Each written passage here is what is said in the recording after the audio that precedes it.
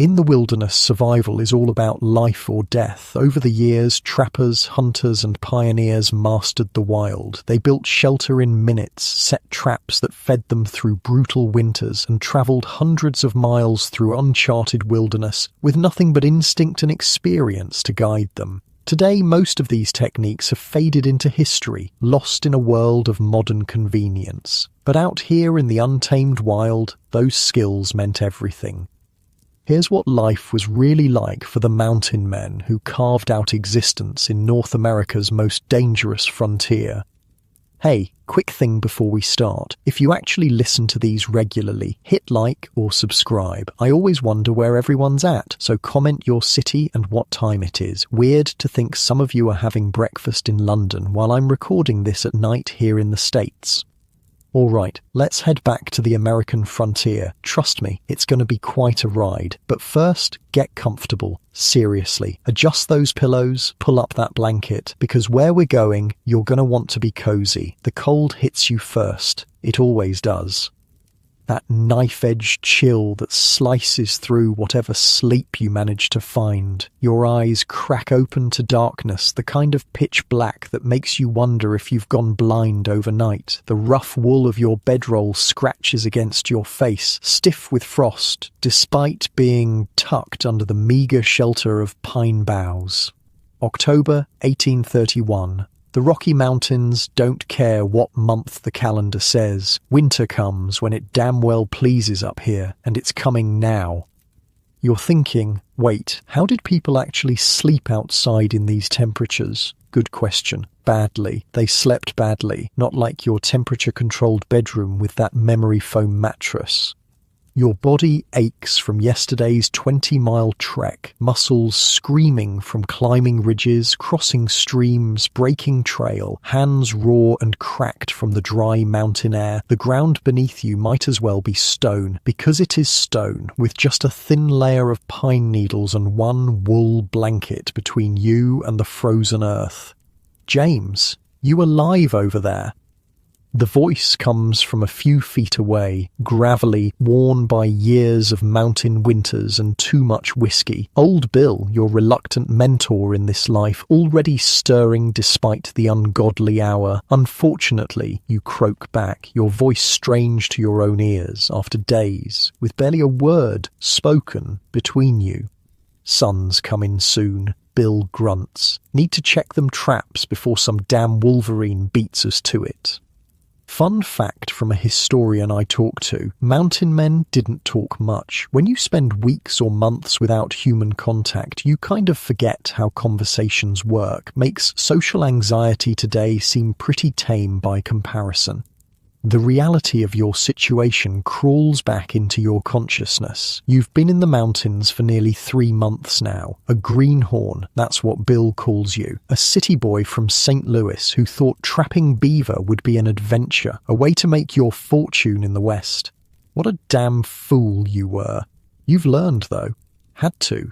The mountains kill the unprepared faster than you can say hypothermia.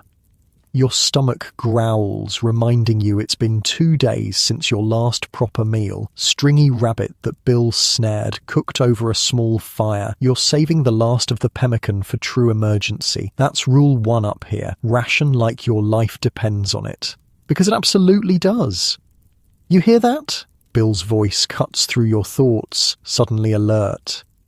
You freeze, straining your ears against the pre-dawn silence. Nothing at first, then. A snapping twig, something moving through the trees around your camp. Bear, you whisper, your heart suddenly hammering against your ribs. Bill shakes his head, eyes narrowed. Too careful for bear. The air shifts, a new smell carried on the breeze. Smoke. Wood smoke mixed with something else, the unmistakable scent of other humans. Blackfeet, Bill whispers, so low you barely hear it. Oh shit. I should explain something here. In 1831, the Blackfeet weren't exactly thrilled about trappers in their territory. Like, kill you and take your scalp, not thrilled. Not without reason. Trappers were basically resource thieves from their perspective. Your hand finds the rifle beside your bedroll, fingers curling around cold metal. Easy, Bill murmurs. No need to die today. I know what you're thinking. Just shoot them. Yeah, that's a great way to get very dead very fast. Blackfeet warriors weren't exactly intimidated by one gun against potentially dozens of them. Bill slowly, carefully reaches for his possible bag, a leather pouch containing all his personal items. From it, he pulls something small, wrapped in cloth. "Trade beads," he mouths silently.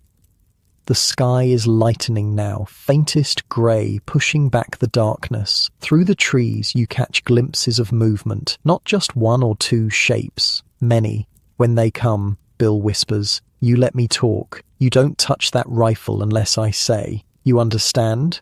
You nod, mouth too dry to form words. The mountains are harsh, but the people, both native and newcomers, those are who you really had to worry about. Trust was as valuable as beaver pelts, and twice as rare.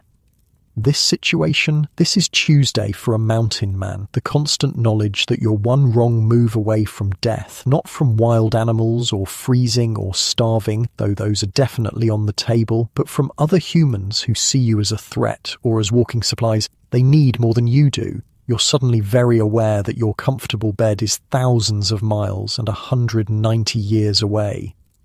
The first warrior steps into the clearing, tall, face-painted red and black, a trade musket in his hands. Behind him, more emerge from the trees, 7, 8, 9 of them, all armed. Bill slowly, carefully sits up, keeping his hands visible. His face shows nothing. Not fear, not anger, just a flat neutrality that comes from years of these encounters. "Speak any English?" Bill asks, his voice steady. The lead warrior says nothing, dark eyes moving from Bill to you, then to your small camp, assessing, calculating. "We got trade," Bill says, holding up the beads, then gesturing to their packs. "Tobacco, too." You barely breathe, certain each heartbeat is your last. Your rifle seems impossibly far away now, useless against so many. The warrior speaks, not to Bill, but to the others behind him, a rapid flow of words you don't understand. "What's happening?" you mouth to Bill. He doesn't answer, his attention locked on the exchange happening among the warriors. The lead warrior steps forward, points at your packs, then at the stream nearby. "They want to know if we've seen beaver sign," Bill translates, "asking if we're trapping this valley." And just like that, you understand. They're not here to kill you. At least not yet. They're checking their hunting grounds, seeing if you're depleting the resource they also depend on. "Tell them we just got here," you whisper. "Tell them we're passing through." Bill nods, speaks in broken Blackfoot mixed with hand signs, points west, makes motion of travelling, shows empty hands to indicate no traps set yet. The lead warrior considers this, speaks again. Bill's shoulders relax slightly. They're moving on, but they want the beads and some coffee. "That's it?" you ask, disbelieving. "That's it," Bill confirms, "for now." The transaction is quick. Bill hands over the beads and a small pouch of coffee grounds. The warriors take them without comment, then as quickly as they appeared, melt back into the forest. You release a breath you didn't realize you were holding. "Jesus Christ," you whisper. "I thought we were dead." Bill gives a short laugh, the sound rusty from disuse. "Days young. Still plenty of time for dying." Mountain men had a different relationship with death than we do. It wasn't some distant, sanitized concept. It was a daily neighbor, the guy who might come knocking any minute. "Let's get moving," Bill says, already rolling up his bedding. "Need to be at the river by midday." And just like that, you're packing up. The sun's barely cresting the mountains, painting the snow-dusted peaks gold and pink. Any other time you'd call it beautiful. Now it just means you've survived another night. That's the first thing I learned researching mountain men. Survival wasn't an exceptional circumstance. It was the daily condition. Every single day was about making it to the next one. As you follow Bill down the slope toward the river valley, your mind drifts to what awaits you there. The whole reason you're in this godforsaken wilderness to begin with. Beaver. Those flat-tailed, buck-toothed engineers of the waterways were worth their weight in gold back then, or more accurately, their pelts were. A single prime beaver pelt could fetch 4 $6 in 1831. That's like $120, $180 today, all for a fancy hat back east. Stop wool gathering, Bill grunts over his shoulder. Watch where you're stepping. You focus back on the trail, or what passes for one, a game path, barely visible, winding through pine and aspen. One wrong step on these slopes could mean a broken ankle, and a broken ankle out here might as well put a gun to your head. How much further to the river? You ask, adjusting the heavy pack on your shoulders. Bill doesn't turn around. When we get there, we'll be there. Classic mountain man answer. These guys didn't wear watches, didn't carry calendars. Time was measured in seasons, in daylight, in distance travelled. Speaking of which, I spent an embarrassing amount of time researching how far mountain men typically travelled in a day. The answer, it varied wildly. On good terrain, maybe 15, 20 miles. In mountains or bad weather, sometimes just 3 to 5. They weren't trying to set records, they were trying to not die. 2 hours later, you're soaked with sweat despite the cold. The slope has grown steeper, the forest denser. Your thighs burn with the effort of picking through deadfall and rock. Then you hear it, the distant rush of water. Bill pauses, head cocked, listening. River's up, spring melt's still coming down from the high country. That's not great news. High water means dangerous trapping. Another hour of hard hiking brings you to a clearing, and there it is, the river. Not some gentle bubbling stream, but a churning, frothing monster cutting through the valley like a liquid knife. Now we get to work, Bill says, dropping his pack. This is where the real business of being a mountain man begins. Not the romanticized horseback riding through stunning vistas that you see in paintings. The brutal, exhausting, often disgusting work of harvesting beaver. First thing, Bill says, opening his pack, we need to make bait. He pulls out a small dark object wrapped in oilcloth, unwraps it carefully. What is that, you ask, though the smell already gives you a clue. Sharp, musky, like nothing you've encountered before. Castor gland, Bill says, holding up what looks like a shriveled, dark brown lump about the size of your thumb. From the last beaver I took, back in April. The experts I talked to said this was basically a beaver's ball sack, I asked one historian. Not exactly, he said. Castor glands are located near the beaver's back end, but they're not testicles. They produce a substance called castoreum that beavers use to mark their territory. Whatever the anatomical specifics, the important thing was this. It stank. And beavers could smell it from remarkable distances. You watch as Bill takes out a small pot and begins to prepare the bait. He adds the gland, then pulls small pouches from his possible bag. Cinnamon, he explains, adding a pinch of brown powder, clove, nutmeg, and he pulls out a flask, pouring a splash of amber liquid into the mixture. Whiskey!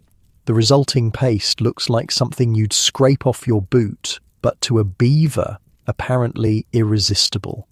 Why does that work, you ask, trying not to gag at the smell? Bill shrugs. Smells like another beaver. Males think it's competition. Females think it's a mate. Either way, they come looking. That's the brilliant simplicity of frontier knowledge. No scientific papers, no controlled experiments, just generations of trial and error passed down by those who lived to pass it down. Now for the traps, Bill says, moving to the river's edge. The traps themselves are brutal in their efficiency, made of forged iron weighing around 5 pounds each with powerful spring mechanisms and steel jaws. They're designed to catch a beaver by the leg and hold it until the trapper returns. Usually we'd set these underwater, Bill explains, wading into the shallows. Beaver swims up, triggered by the bait, steps on the pan, and snap. he demonstrates, setting the trigger mechanism with practiced ease. But with the river this high, we adapt. Instead of submerging the trap, Bill finds a small channel where beavers might travel between their lodge and feeding areas. He carefully positions the trap there, covering it with leaves and mud until it's nearly invisible. We secure it with a stake, he continues, hammering a length of wood into the ground and attaching a chain from the trap. Otherwise, beaver drags it into deep water and drowns before we get back. You might be thinking, isn't drowning the beaver the point? Actually, no. A drowned beaver's fur soaks up water, making the pelt harder to preserve. Trappers preferred to find the animal alive when possible, which, meant they had to kill it themselves. Mountain men weren't sentimental about this stuff. It was business, pure and simple. Now the bait, Bill says, taking a small amount of the foul-smelling paste and smearing it on a stick, which he positions near the trap. Beaver smells this, gets curious, steps right in the trap. You help Bill set 4 more traps along the river, learning the technique as you go. It's precise work, requiring attention to detail and knowledge of beaver behavior. We'll check these at dawn tomorrow, Bill says as you finish the last one. Now we need shelter. The sky has clouded over during your work, the temperature dropping noticeably. In the mountains, weather changes faster than your Instagram feed. Looks like snow, you observe, eyeing the grey mass of clouds. Bill nods. Before nightfall, need to get a proper shelter up. Not like the basic bedrolls under pine boughs from last night. With snow coming, exposure becomes your biggest threat. What kind of shelter, you ask? Wiki up. Bill answers. Simple, effective. I spent some time with a wilderness survival expert learning about frontier shelters. Mountain men borrowed heavily from Native Americans, he told me. The wickiup was basically a small dome-shaped structure made with a framework of poles covered with brush, bark, or hides. You spend the next 2 hours gathering materials, cutting saplings for the frame, collecting pine boughs, stripping bark from deadfall. The work is hard, but warms you against the increasingly bitter wind. Bill directs the construction with few words, showing rather than telling how to bend and secure the saplings to create a dome about 5 feet high and 8 feet across. Big enough for 2 men and a small fire, he says, stepping back to assess the frame. Now cover it. You layer pine boughs over the structure, starting from the bottom and working up, creating overlapping rows like shingles to shed water, or in this case, snow. By the time you finish, fat white flakes are already beginning to fall. The forest around you quiets, sound dampened by the snowfall. The river continues its rush, but everything else seems to hold its breath. Get firewood, Bill orders, dry as you can find, under fallen logs, inside hollow trees. You scavenge while Bill creates a small fire pit inside the wickiup, carefully clearing a space and surrounding it with river rocks. As darkness falls, you crawl into the shelter with an armload of the driest wood you could find. Bill has a small fire already catching, the smoke rising to a hole he's left at the top of the structure. Not too big, he warns, just enough for warmth. Too much smoke inside will blind us. The small space warms quickly, though smoke does sting your eyes despite Bill's careful fire management. You sit with your back against the curved wall, watching the snow fall through the smoke hole above. Will the traps still work in the snow? You ask. Bill nods. Beaver don't care about snow. They keep working. So do we. He pulls out some jerky from his possible bag, hands you a piece. It's hard as wood, tasting of salt and smoke. You have to suck on it for several minutes before it's soft enough to chew, but it's food, and out here, that's all that matters. Tomorrow, Bill says between bites, we check traps at first light, then move downstream, set more.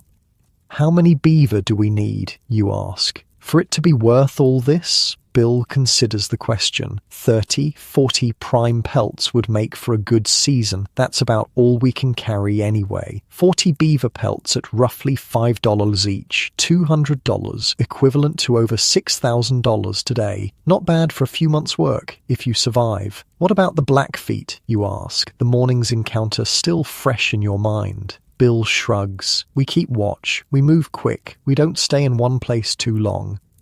The snow falls heavier now, visible through the smoke hole as swirling white against black. Inside your rough shelter, the small fire casts dancing shadows on the walls. Despite the discomfort, the smoke, the hard ground, the persistent cold touching any body part, not directly facing the flames.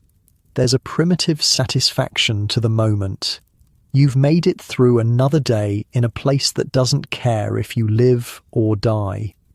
Bill, you say after a long silence, how long have you been doing this? The older man stares into the small fire. 15 winters, he finally answers. Started when St. Louis was barely more than a trading post. What keeps you coming back, you ask? You gesture at the wilderness beyond your shelter walls. Bill doesn't answer immediately. When he does, his voice is quiet. Out here, a man knows exactly where he stands. Nature don't lie to you, don't cheat you, try to kill you, sure, but it's honest about it. He pokes at the fire with a stick. Cities are full of smiling men who'd slit your throat for $1. At least out here you see the knife coming. The mountain men weren't just skilled survivors. They were people choosing a brutal freedom over what they saw as a dishonest civilization. Something to think about while you're lying in your comfortable, safe, modern bed. The fire pops, sending a spark onto your leg. You brush it away, feeling the cold creep back in as the flames dwindle. Get some sleep, Bill says. Dawn comes early, and the beaver won't wait.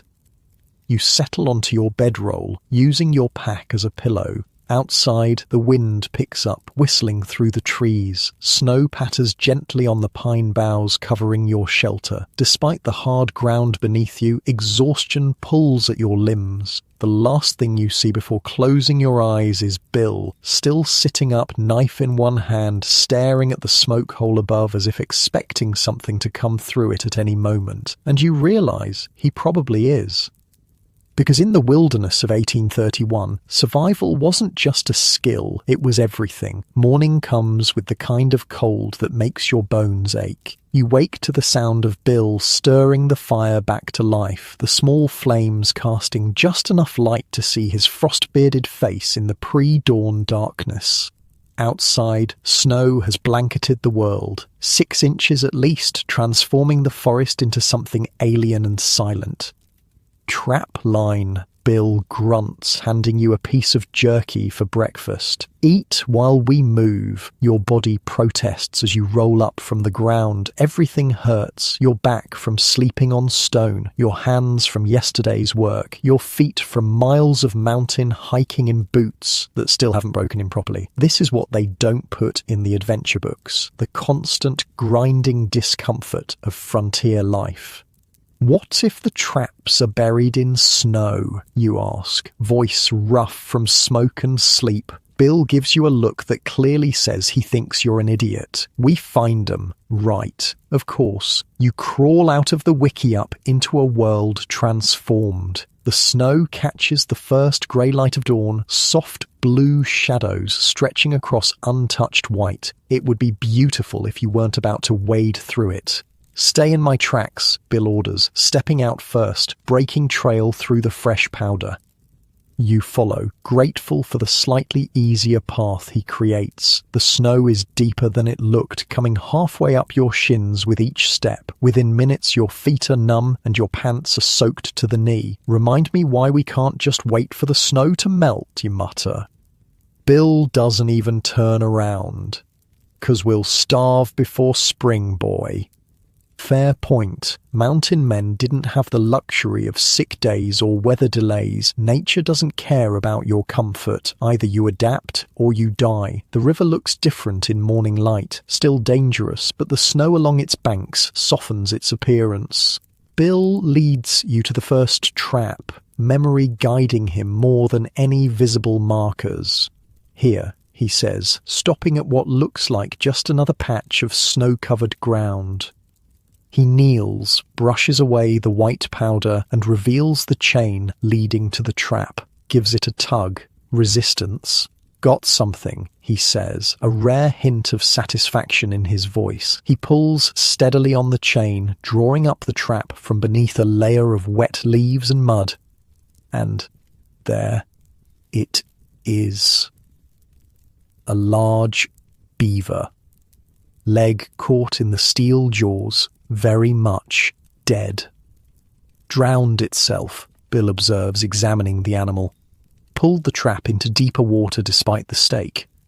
The beaver is bigger than you expected, maybe 30 pounds, with rich dark fur and that iconic flat tail. Its small front paws look almost human, like tiny hands. Something about that makes this harder to look at than you anticipated." "Don't go soft," Bill warns, catching your expression. "Ain't a pet." "I know," you say quickly. "Just bigger than I thought."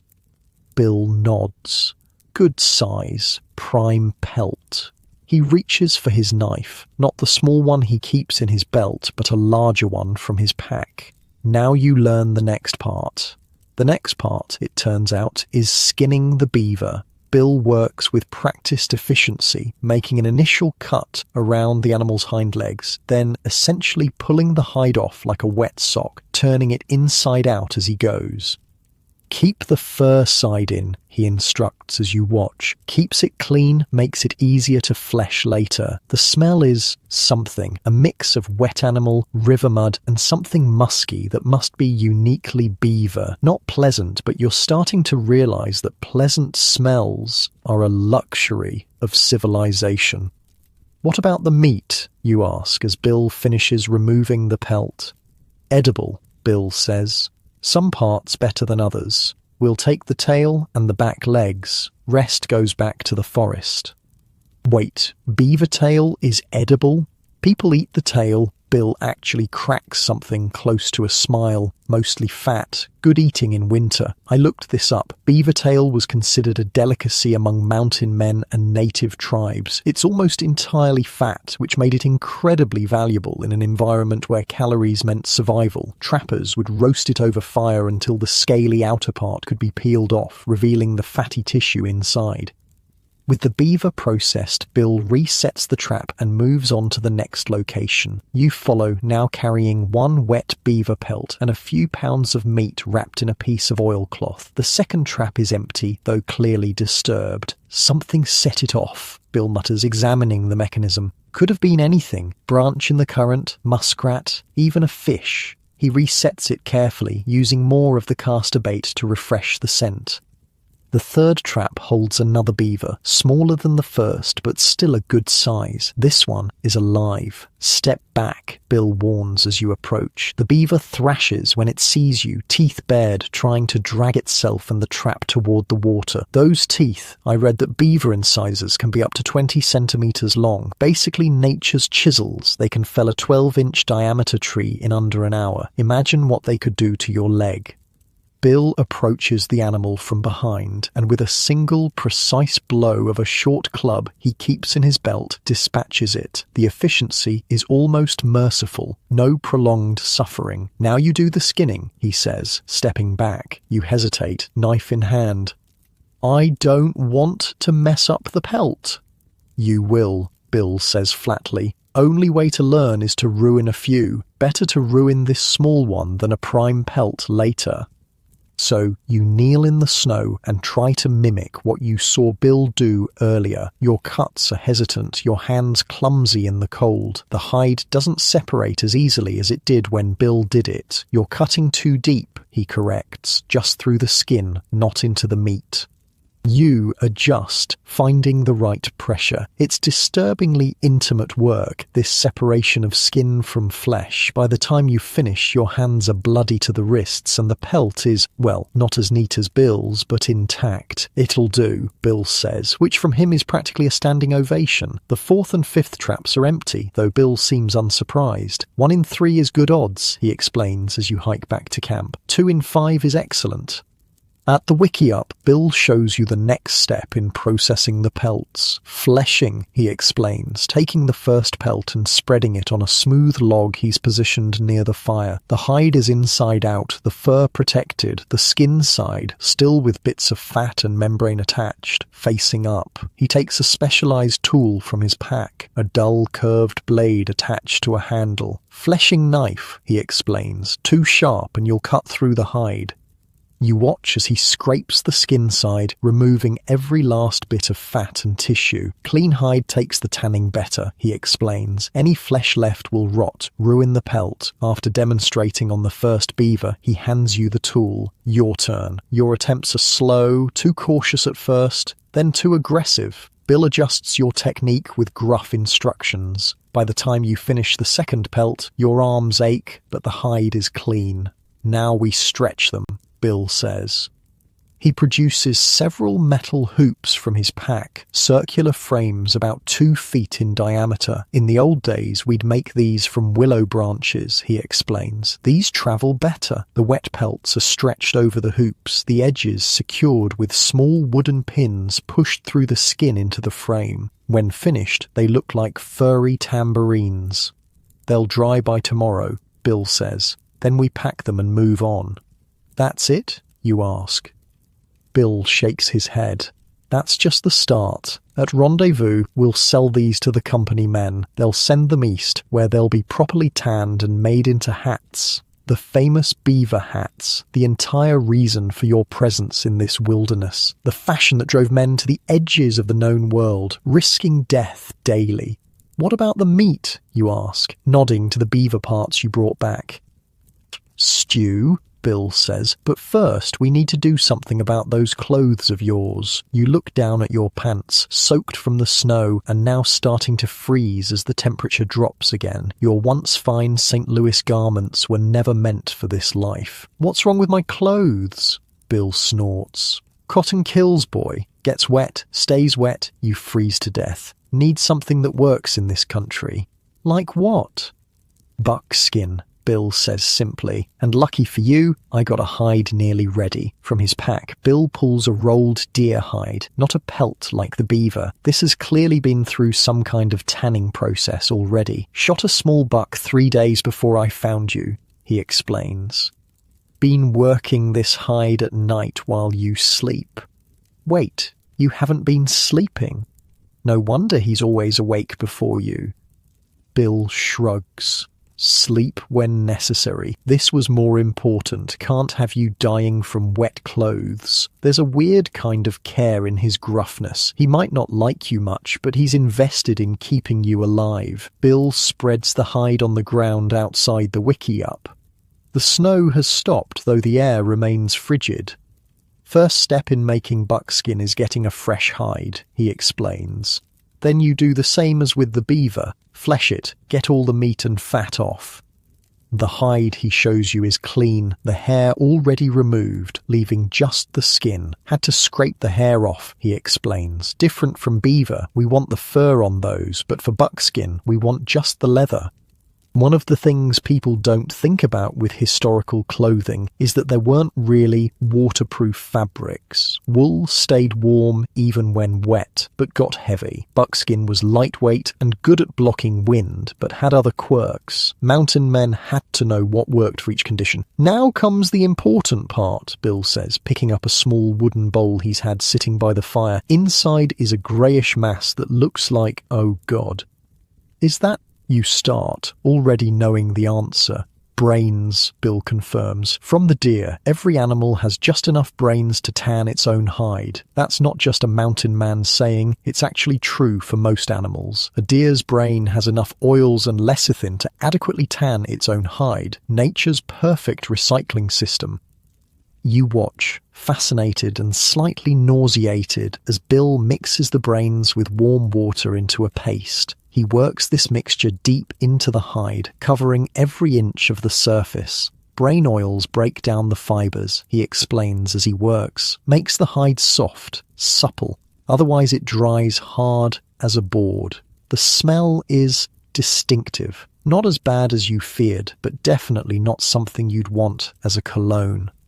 This stays on overnight, Bill says, rolling up the hide with the brain mixture inside. Tomorrow we'll wash it and start working it. That night you sleep better despite the cold and the hard ground. Exhaustion is winning out over discomfort. You dream of beaver teeth and men wearing hides, of rivers rushing with gold coins instead of water. You wake to Bill's voice. Up, got work to do.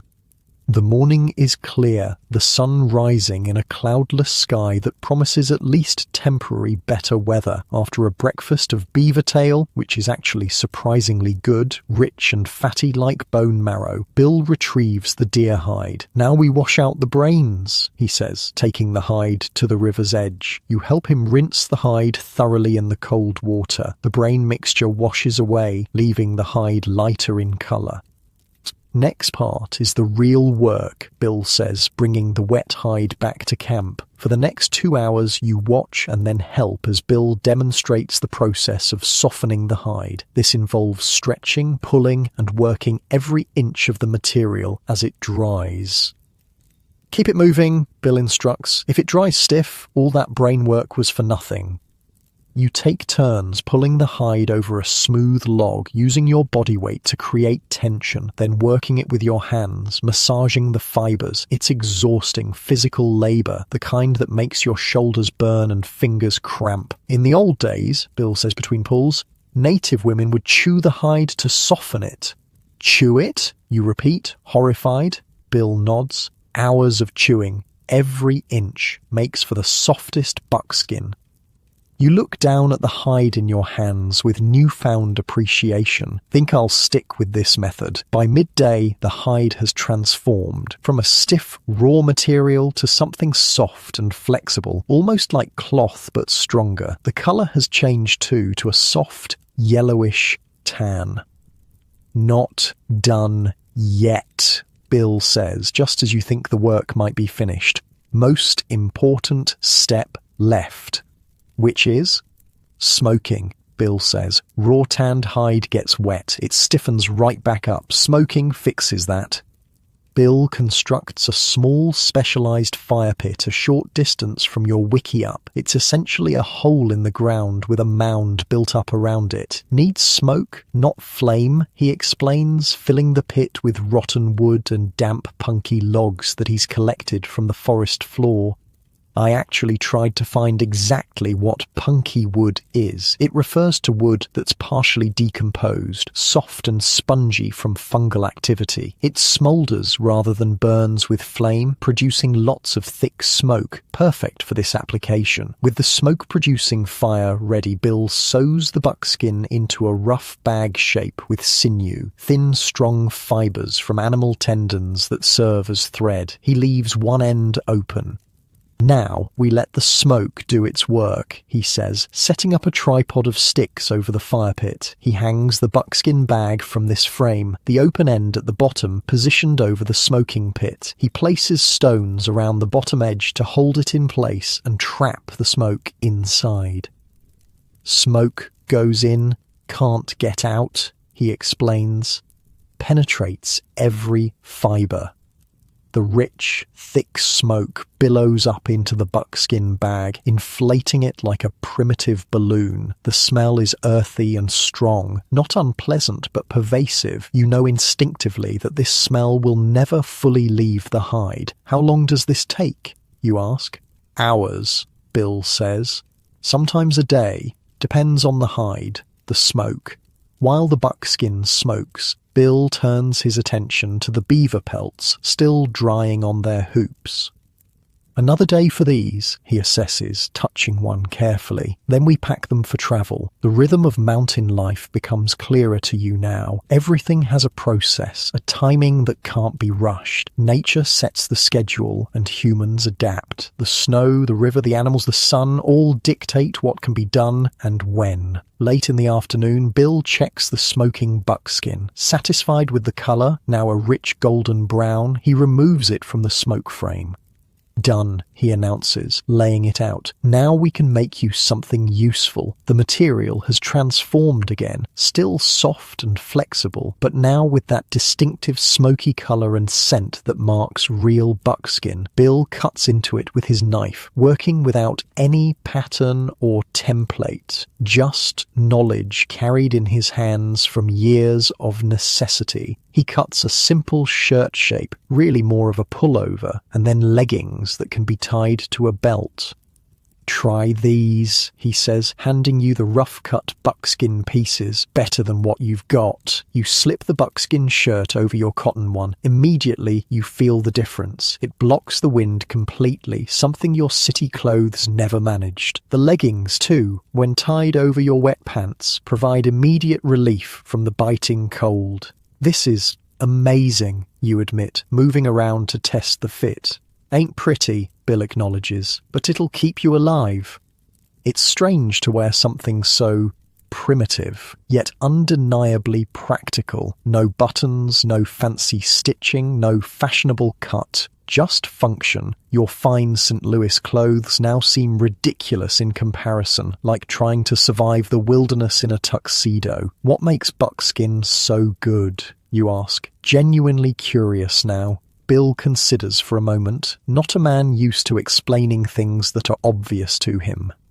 Breathes, he finally says. Keeps wind out, but sweat can escape. Dries quick if it gets wet. Strong, won't tear in brush. Quiet, won't make noise when you're hunting. He touches the material at your shoulder, and with the smoking, it stays soft even after getting wet. You're beginning to understand that mountain men weren't just tough, they were practical scientists in their own way. Everything they did had a reason, refined through generations of trial and deadly error. As evening approaches, you help Bill prepare another meal, this time a stew made from the beaver meat, enhanced with a few dried roots and herbs from his possible bag. It's rich and gamey, but hot and filling. Tomorrow we check the traps again, Bill says, as darkness falls. Then we move downstream. Need to set more. How far do we go, you ask? Until we find good beaver sign or hit Blackfeet territory, Bill answers. Then we turn and work back upstream. The life of constant movement. No home except what you carry or build each night. That buckskin will be your second skin out here, Bill adds, nodding at your new clothing. Treat it right. It'll last years. You look down at the rough garment, already feeling attached to it. This isn't just clothing. It's a tangible symbol of adaptation, of leaving behind the city boy and becoming something new. I've seen men die from the simplest things out here, Bill says, his voice low as he stares into the small fire. Not the bears or the Indians that get most, it's the little things. Wrong clothes, wet feet, not enough food stored, pride. Pride, you echo. Bill nods. Too proud to admit they don't know something? Too proud to change? He gestures at your buckskin shirt. City men come out here thinking they know better than those who've lived it. Nature sorts that thinking out real quick. The fire crackles in the silence that follows. Outside, an owl calls into the night. The temperature is dropping fast with the darkness, stars appearing in brilliant clusters through the smoke hole of your shelter. Get some sleep, Bill finally says. Dawn comes early. Always dawn. Always more work. The endless cycle of survival. You settle onto your bedroll, the ground no softer than before, but somehow your body less resistant to it, adapting like the buckskin, becoming something different with each passing day. Through half-closed eyes, you watch Bill cleaning his knife meticulously before sleep. Always prepared. Always thinking ahead to the next need, the next threat. Bill, you murmur, sleep already pulling at you. Thanks for the buckskin. He doesn't look up from his knife. Ain't kindness, just practical. But you're starting to understand that out here, keeping someone alive is the greatest kindness possible. As you drift towards sleep, you run your fingers over the soft buckskin of your new shirt, from deer to clothing in a matter of days, from living animal to survival tool through an ancient process that no factory could improve upon.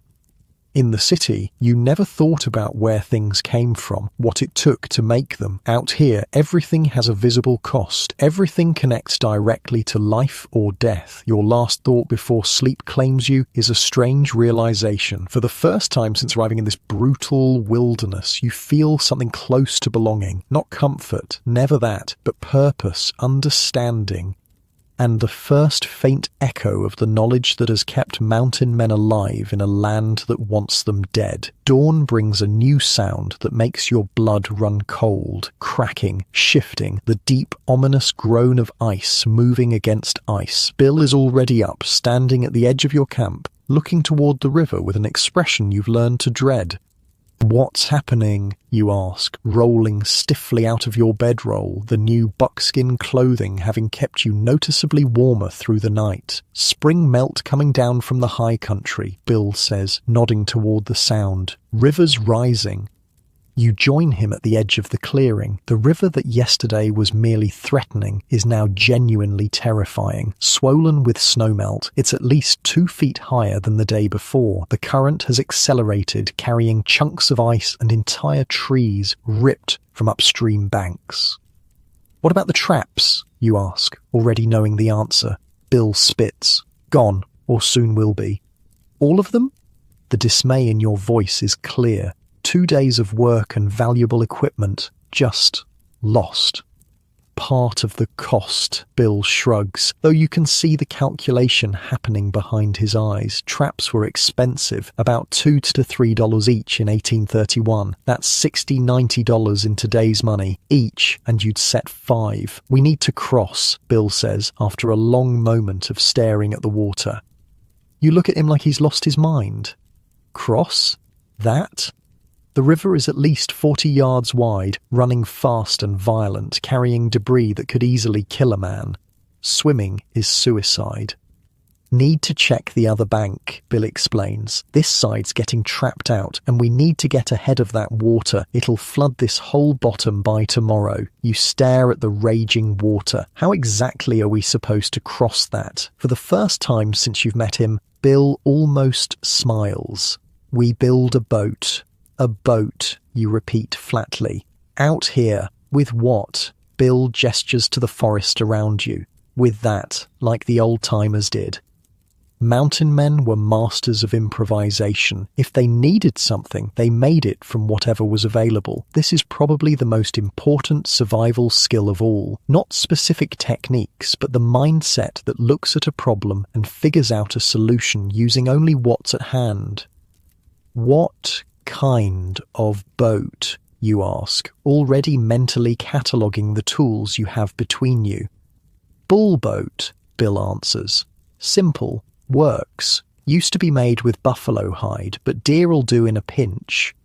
You follow Bill back to your camp, where he dumps out his pack and begins sorting through his possessions. He pulls out an axe head, not mounted on a handle, just the metal head to save weight, and a coil of rawhide cord. "First, we need the right wood," he says, lashing the axe head to a stout branch he cuts with his knife. Primitive, but effective.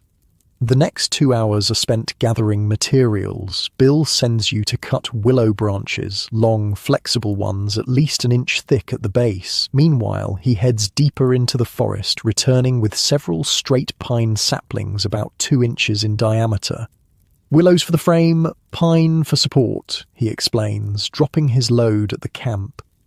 "I checked with a wilderness survival instructor about bull boats. They were incredibly practical," he told me. "The design was borrowed from Native American craft, particularly Plains tribes, essentially a round coracle made with a wooden framework covered in hide. They weren't meant for long journeys, just crossing rivers or temporary use." Under Bill's direction, you help bend the willow branches into a rough circle about 7 feet in diameter. The ends are overlapped and lashed together with rawhide. More willows are bent across this circle, creating a basket-like framework. Now the cross braces, Bill says, cutting the pine saplings to the right length and lashing them across the willow frame for rigidity. The work is faster with 2 people, one holding while the other ties. By midday, you have a sturdy circular frame that looks like an enormous shallow basket. Now for the covering, Bill says, opening his pack again. He pulls out another deer hide, larger than the one used for your buckskin clothing and still with the hair on. Always carry a spare hide, he explains, seeing your surprise, too useful to be without. The hide is still somewhat stiff but workable. Bill shows you how to stretch it over the frame, hair side down. Want the smooth side out, he explains. Less drag in the water. The hide barely covers the frame, its edges just reaching around to the bottom. Bill uses an awl to punch holes along the edge of the hide, then threads raw hide through, lashing it tightly to the frame. Needs to be waterproof, he explains, working methodically around the circle. Any gap, and we sink.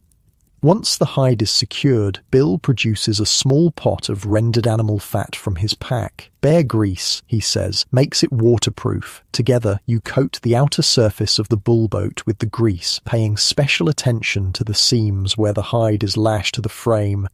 Ain't pretty, Bill acknowledges when you finish, but it'll float. The boat looks primitive, almost comically so, a round, shallow basin about 7 feet across and maybe 2 feet deep. It resembles nothing so much as a giant, hide-covered saucer. How do we steer it, you ask, circling the craft skeptically. You don't, exactly, Bill admits. Come on, more like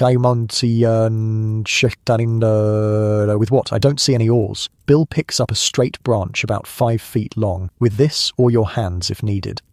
You look from the stick to the raging river and back again. You can't be serious. Dead serious, Bill says. Bull boats have crossed every river in the West. Not elegant, but they work. You help Bill carry the bull boat to the river's edge. Up close, the water is even more intimidating. Brown with silt, carrying all manner of debris, it moves with a power that makes your knees weak. We'll put in above that bend, Bill says, pointing upstream. Current will push us across and down. We aim to land there. He points to a spot on the far bank about a 1/4 mile downstream. What about our gear, you ask? Most stays here, Bill says. We cross, scout the other side, then come back for it. Boat can't hold everything. That makes you feel marginally better. At least when this thing sinks, you won't lose everything you own.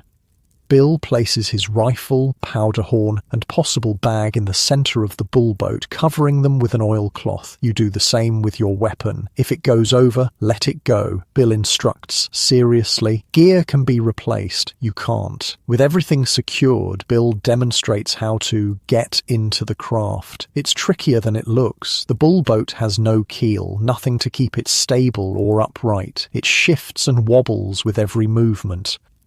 Low center of gravity, Bill advises, kneeling in the bottom rather than sitting. Keep weight in the middle. You follow his example, kneeling opposite him in the round craft. Even with just the 2 of you and minimal gear, the bull boat sits low in the water, its rim only about 6 inches above the surface. Ready? Bill asks, using the stick to push away from the bank. No, not even remotely, but you nod anyway. The current grabs the bull boat immediately, spinning it like a leaf in a gutter. Bill digs his stick into the water, attempting to guide your direction more than actually propel the craft. Use your stick, he shouts over the rush of water. Other side. You plunge your branch into the river, feeling the incredible force of the current try to tear it from your grasp. Together, you and Bill perform an awkward paddling dance, each trying to counter the spin of the boat while also angling it toward the far shore. Water splashes over the edge with every wave and movement, beginning to pool at your knees. The bull boat is floating, but just barely. Keep bailing," Bill orders, and you realize he's been using his free hand to scoop water out of the boat. You do the same, alternating between paddling and bailing as the river carries you downstream at alarming speed. The banks blur past, trees and rocks mere smears of color in your peripheral vision. Something slams into the side of your craft, a submerged log or rock, sending it into a frenzied spin. Water pours in over one side. "Shift your weight," Bill barks, already moving to the high side. You scramble to follow, nearly capsizing the boat in the opposite direction before finding a precarious balance. More water has entered, now nearly covering the bottom completely. Bail faster. You abandon any pretense of steering, focusing entirely on scooping water out as quickly as possible. Your arms burn with the effort, hands numb from the frigid river. The far bank is approaching fast. Too fast. At your current speed, you'll slam into it rather than gently beach. "Backpaddle," Bill shouts, driving his stick into the water against the direction of travel. You follow suit, straining against the current. The bullboat slows marginally, still spinning but with slightly less velocity. 50 yards from shore, you hit another obstacle. This time, the impact is enough to throw you forward onto your hands and knees, sending a wave of water into the craft. "We're going over," Bill yells, already grabbing his rifle and possible bag. The bullboat tilts dangerously, one edge dipping below the surface. Water pours in. In seconds, you're floating in a hide bathtub filled with river water. "Abandon," Bill commands, rolling over the side into the river. You clutch your rifle and follow, the shocking cold of the water stealing your breath. The current immediately grabs you, pulling you downstream as the waterlogged bullboat capsizes completely behind you. The river is deep, over your head in places, forcing you to swim one-armed while keeping your rifle above water. The current tosses you like a toy, spinning you so that you lose all sense of direction. A branch slams into your back, knocking what little air remains from your lungs. You gasp, swallowing water, panic rising as your head goes under. Then your feet hit something solid, a sandbar. You push up, breaking the surface, coughing and sputtering. The water here is only chest deep, allowing you to wade rather than swim. "This way," Bill's voice calls from ahead. You spot him closer to shore, fighting through waist-deep water toward a small cove where the current slackens. You follow, each step a battle against the flow, trying to sweep your feet out from under you. Finally, you stagger onto the shore, collapsing on the rocky bank. Your rifle, miraculously, is still in your grasp, though thoroughly soaked. Your powder will be useless until dried. "Boat's gone," Bill states the obvious, watching the remains of your craft disappear around a bend downstream. "That was your plan," you gasp when you can speak again. "That death trap?" Bill shrugs, already wringing water from his buckskin shirt. "Got us across, didn't it?" You want to argue, but he's not wrong. Despite the terrifying journey and ultimate destruction of the bullboat, you have indeed reached the far shore. "Would have worked better in calmer water," Bill admits. "But we didn't have calm water. That's the reality of frontier life right there. You use what you have, not what you wish you had. Perfect solutions are a luxury of civilization. The next hour is spent recovering, drying your weapons as best you can, wringing out clothes and assessing your situation. The buckskin clothing, though soaked, has performed surprisingly well. It hasn't become heavy and cumbersome like wool or cotton would. "We'll need fire," Bill decides, looking at the western sky where clouds are gathering again, temperatures dropping. You help gather wood, your hands still shaking from cold and adrenaline. Bill uses the flint and steel from his possible bag, thankfully waterproofed in oilcloth, to spark a flame. Within minutes, a small fire burns on the shore. "Strip," Bill orders, already removing his clothes to dry them by the fire. In the city, you die of embarrassment. Out here, you comply without hesitation. Modesty means nothing compared to avoiding freezing to death in wet clothing. As your clothes steam by the fire, Bill surveys the new territory you've reached. The far bank is steeper, more wooded, with less evidence of human presence. "Better trapping here," he observes, scanning the shoreline. See those trees? He points to several aspens and cottonwoods with trunks gnawed at the base. Beaver sign, fresh, good-sized colony nearby. Despite the harrowing river crossing, you feel a surge of something like excitement. This is why you came west after all. For opportunity, for beaver, for profit. How do we get back, you ask, suddenly remembering all your gear on the other shore. We don't, Bill says simply. Not today, maybe not for weeks. You stare at him. But our supplies... Trap here first, Bill cuts you off. Work this bank until we have enough pelts to make the crossing worthwhile. River might be lower by then. And if it's not, Bill shrugs. Build another boat, better one, with more time. The casual acceptance of this setback is perhaps the most important lesson you've learned so far. Plans change, nature intervenes, adapt or die. Can we build a proper shelter, you ask, eyeing the darkening sky. Bill nods. Need to move away from the river first. Find higher ground before this bank floods too. Once your clothes are merely damp rather than soaking, you dress and help Bill extinguish the fire. With minimal gear and no food except Bill's small emergency rations, you follow him up a game trail leading away from the river. Half a mile inland, the terrain rises to a small ridge covered with pines. Bill chooses a spot on the leeward side, protected from the prevailing wind. Here, he decides, good drainage, shelter from weather, close enough to water but safe from flooding. The shelter you build is more substantial than the previous night's wickie-up. With more time and the immediate threat of the river receding, Bill shows you how to construct a lean-to using fallen timber for the main support and pine boughs for the roof and sides. Angled to reflect fire heat, he explains, building a long, narrow fire pit parallel to the open side of the shelter. By nightfall, you have a surprisingly comfortable camp established. The lean-to is large enough for both of you to stretch out, with the fire providing a wall of heat that reflects off the sloped roof. Tomorrow we make new traps, Bill says as darkness falls. Can't replace the iron ones, but we can make deadfalls. Deadfalls, you ask. Log traps, primitive, but they work. Indians used them before white men brought steel. The thought of starting from scratch is daunting, but there's also a strange pride in the knowledge that you can, that you're not helpless without manufactured tools, with no food except a small piece of jerky each from Bill's emergency supply. You go to bed hungry, but the shelter is warm, the fire crackling comfortingly, and exhaustion soon pulls you towards sleep.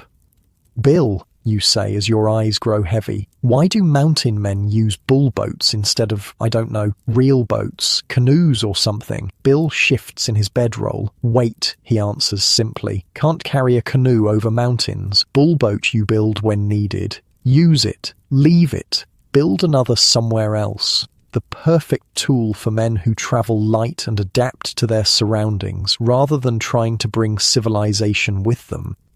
Would have worked better if the river wasn't flooding, you observe drowsily. Usually does, Bill agrees, but usually gets men killed out here. As you drift towards sleep, you realize that's perhaps the most important lesson of the day. There is no usually in the wilderness. No guarantees, just skills, judgment, and the willingness to risk everything on a hide-covered frame of sticks when the river needs crossing. The sound of the rushing water follows you into your dreams, where you're endlessly spinning in a bullboat that never quite sinks and never reaches shore, always in between, always at the mercy of forces beyond your control, just like real life on the frontier. Morning comes with the distant rumble of thunder. Your body is a catalogue of complaints, muscles stiff from yesterday's swim, skin chafed from damp buckskin, stomach hollow with hunger, but you're alive, which counts for something out here. Bill is already up, as usual, standing at the edge of the ridge, staring out at the landscape with practiced eyes. Storm coming, he says as you join him. 2, maybe 3 hours away. You scan the horizon. The sky looks mostly clear to you, with just a faint darkening to the west. How can you tell?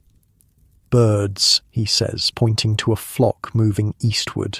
They know. So do I. You've noticed this about Bill, and presumably about all mountain men who survived more than one season. They don't just see nature. They read it like a language written in wind patterns, animal behavior, cloud formations.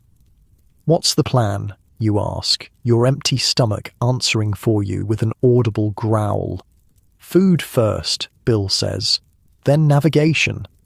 He leads you down the ridge toward a small creek feeding into the main river. The water runs clear here, unlike the muddy torrent you crossed yesterday. Watch, Bill says, stopping at the creek's edge. He stands motionless, eyes fixed on the water. You wait, struggling to match his patience, unsure what exactly you're watching for. Then Bill moves, a blur of speed so sudden it startles you. His hands plunge into the water and emerge holding a thrashing trout about a foot long. Breakfast, he announces, tossing the fish onto the bank. Holy shit, did he just catch a fish with his bare hands? How did you start? Patience, Bill cuts you off. Seeing where they hold in the current, quick hands, he makes it sound so simple, like anyone could do it. Your turn, he says, stepping back from the creek. Right, because of course he expects you to catch a fish with your bare hands now. You kneel where Bill stood, studying the water. It's clear but moving swiftly, flowing over and around rocks. You can see small fish darting in the current, but they seem impossible to catch. Look for the bigger ones, Bill advises. They hold behind rocks, out of the main current. Wait for them to stop moving. You focus, trying to see what he sees. The minutes stretch out, your knees getting damp from the creek bank. Just as you're about to give up, you spot it, a larger shadow, mostly still, hovering behind a submerged boulder. Without thinking, you lunge. Your hands hit cold water, close around something solid and squirming, then nothing. The fish slips through your fingers and darts away. Almost, Bill says, and coming from him, it's practically a compliment. Again. It takes 3 more attempts before you succeed. Your hands finally close around a trout, smaller than Bill's, but definitely a meal, and you manage to fling it onto the bank before it can wriggle free. Got one, you exclaim, more excited than you've been in days. Bill nods. That's how it's done. Not fancy, just works. Within the hour, you've cleaned the fish and cooked them over a small fire. No seasonings except a pinch of salt from Bill's supply, but it's still the best meal you can remember eating. Amazing how hunger changes your standards. After breakfast, Bill shifts focus. Need to know where we are, he says, leading you back to the ridge. And where we're going. Don't you have a map? You ask. Bill gives you a look. Paper maps out here? Useless. Rivers change course, landmarks burn or fall. Man who trusts a paper map is a man who'll die lost. So how do mountain men navigate? Not with compasses and sextants like sailors, and certainly not with the detailed survey maps that wouldn't exist for decades. The rivers are our roads, Bill explains, gesturing toward the main waterway visible below your ridge. Learn them, you can travel anywhere. He points west toward the mountains. That river comes from there. 3 major forks above us. South Fork rises near Spanish lands. Middle Fork has the best beaver, but worst Blackfeet trouble. North Fork is mineral springs and poor trapping. This entire geography lesson is coming straight from his head. No paper, no compass, just knowledge accumulated through experience and shared among mountain men at their yearly rendezvous. How do you remember it all? You ask, genuinely impressed. Bill taps his temple. Man who forgets dies. Simple as that. He leads you back down to the river, to a spot where a fallen tree provides a natural overlook of the water. River tells you everything you need to know, he begins, pointing to the water. Color tells you what's upstream. Clear water means rock. Brown means soil. Could be recent rain or snowmelt. White water means obstacles. I looked into this. Mountain men really did read rivers this way. The colour and turbidity of water gave them critical information about conditions upstream, which could make the difference between safe travel and disaster. Bill points to a spot where the current forms small standing waves. See how water humps there? Submerged rock or log. Dangerous. He indicates another area where the water forms small whirlpools. Deep spot there. Good fishing, but dangerous swimming. The river is suddenly transformed before your eyes, no longer just water flowing downhill, but a complex map of information, revealing depths, hazards, fishing spots, animal crossings, and travel routes. What about direction, you ask? How do you know which way is which without a compass? Bill points up. Sun rises east, sets west, always. And at night, or when it's cloudy, stars, he says simply. North Star doesn't move. Rest of the sky turns around it. He shows you how to find Polaris, the North Star, by using the pointer stars in the Big Dipper. Find that. You always know north, he says. South is behind you. East right, west left. What if you can't see the stars either? You press. Cloudy night? Then you pay attention during daylight, Bill says with mild irritation. Note landmarks. Remember where water flows, always downhill. Moss grows thicker on the north side of trees. I've heard that's not always true, you interject, remembering something from a book. Bill gives you a withering look. Books tell you what always happens. I'm telling you what works most times. Difference between knowledge and wisdom. He leads you further along the river, moving upstream. You notice he's studying the banks carefully, stopping occasionally to examine tracks in the mud or broken twigs. Or reading sign, he explains when he catches your questioning look. Everything leaves traces. Beaver, elk, wolf, man. Learn to see what's written on the land. He points to a muddy patch near the water. Deer, 2 of them, doe and yearling, came to drink at dawn today. You see the tracks, but you'd never have known how many deer, their ages, or when they passed. How can you tell it was dawn, you ask? Bill points to the track edge. Still sharp. If they came yesterday, overnight frost would have softened the edges. No frost yet when they passed. Means dawn. This level of observation seems superhuman to you, but it's just the baseline skill for survival in the wilderness. Anyone less observant was already dead. As you continue upriver, Bill suddenly freezes, raising a hand for you to stop. He drops into a crouch, motioning you to do the same. What? You whisper, scanning for danger. Bill points silently across the river to a small clearing. At first you see nothing, then movement. A massive brown form emerges from the trees. Bear, grizzly bear, and not just any grizzly. The biggest animal you've ever seen in your life. Don't move, Bill breathes, barely audible. Wind's in our favor. He doesn't know we're here. The bear ambles to the river's edge, seemingly unconcerned with anything but the water. It dips its enormous head to drink, then straightens and appears to scan the opposite bank. If he swims across, Bill whispers. What do we do? You whisper back, heart hammering in your chest. Hope our rifles still work after yesterday's swim. I researched grizzly encounters with mountain men. They were terrifyingly common. A single swipe from a grizzly could decapitate a man. Their hides could absorb multiple musket balls without stopping the bear's charge. They were the apex predator of the Rocky Mountains, and mountain men respected them accordingly. For long minutes, you remain frozen, watching the bear move along the far bank.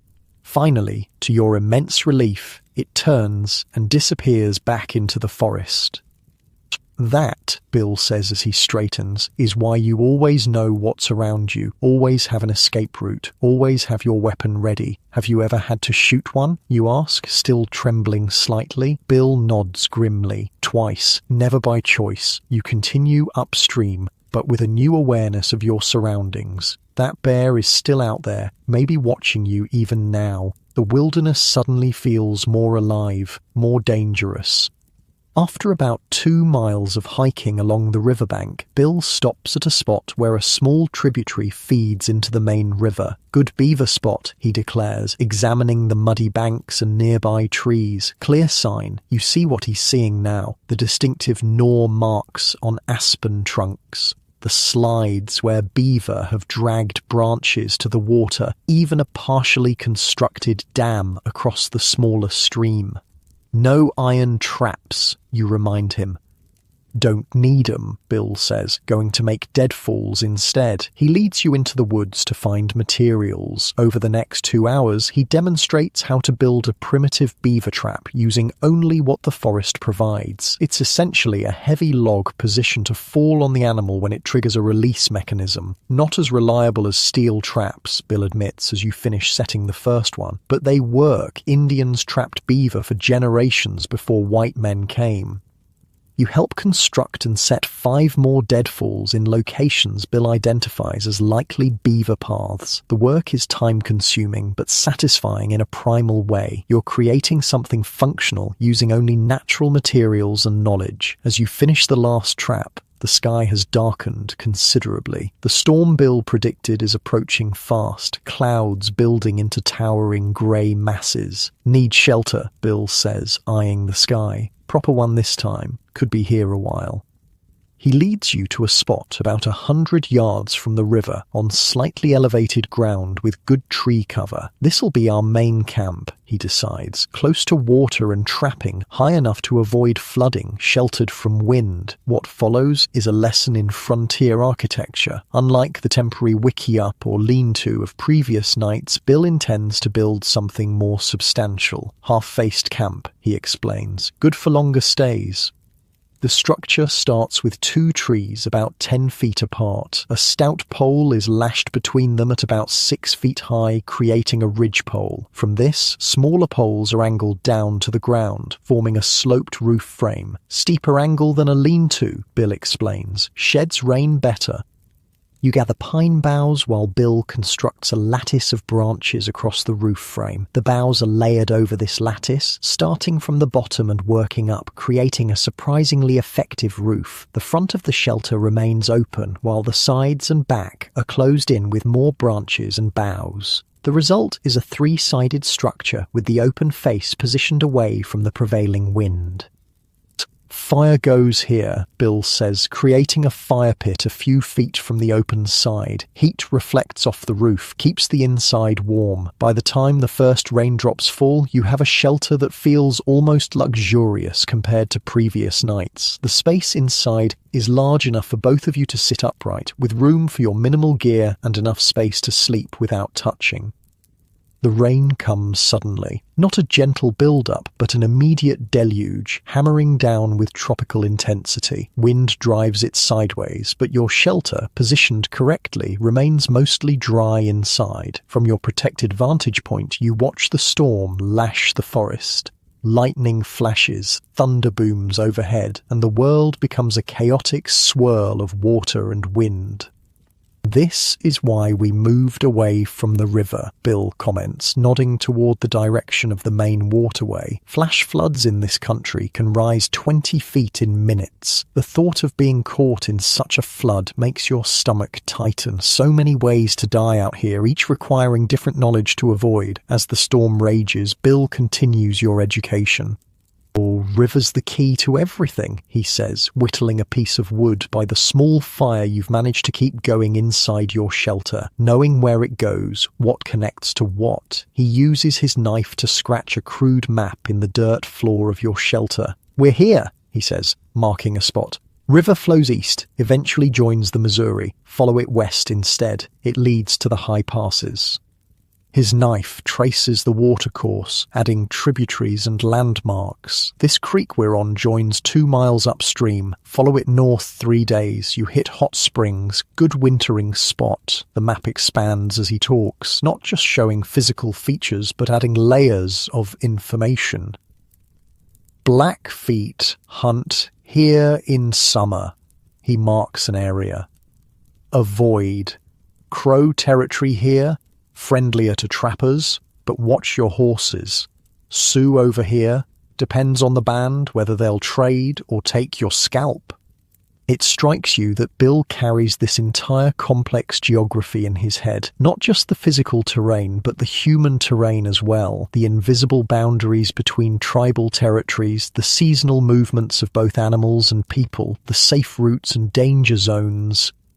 How do you remember all this? You ask again, genuinely astonished. Bill looks up from his whittling. Same way you remember the streets in St. Louis. You live here long enough. It becomes part of you.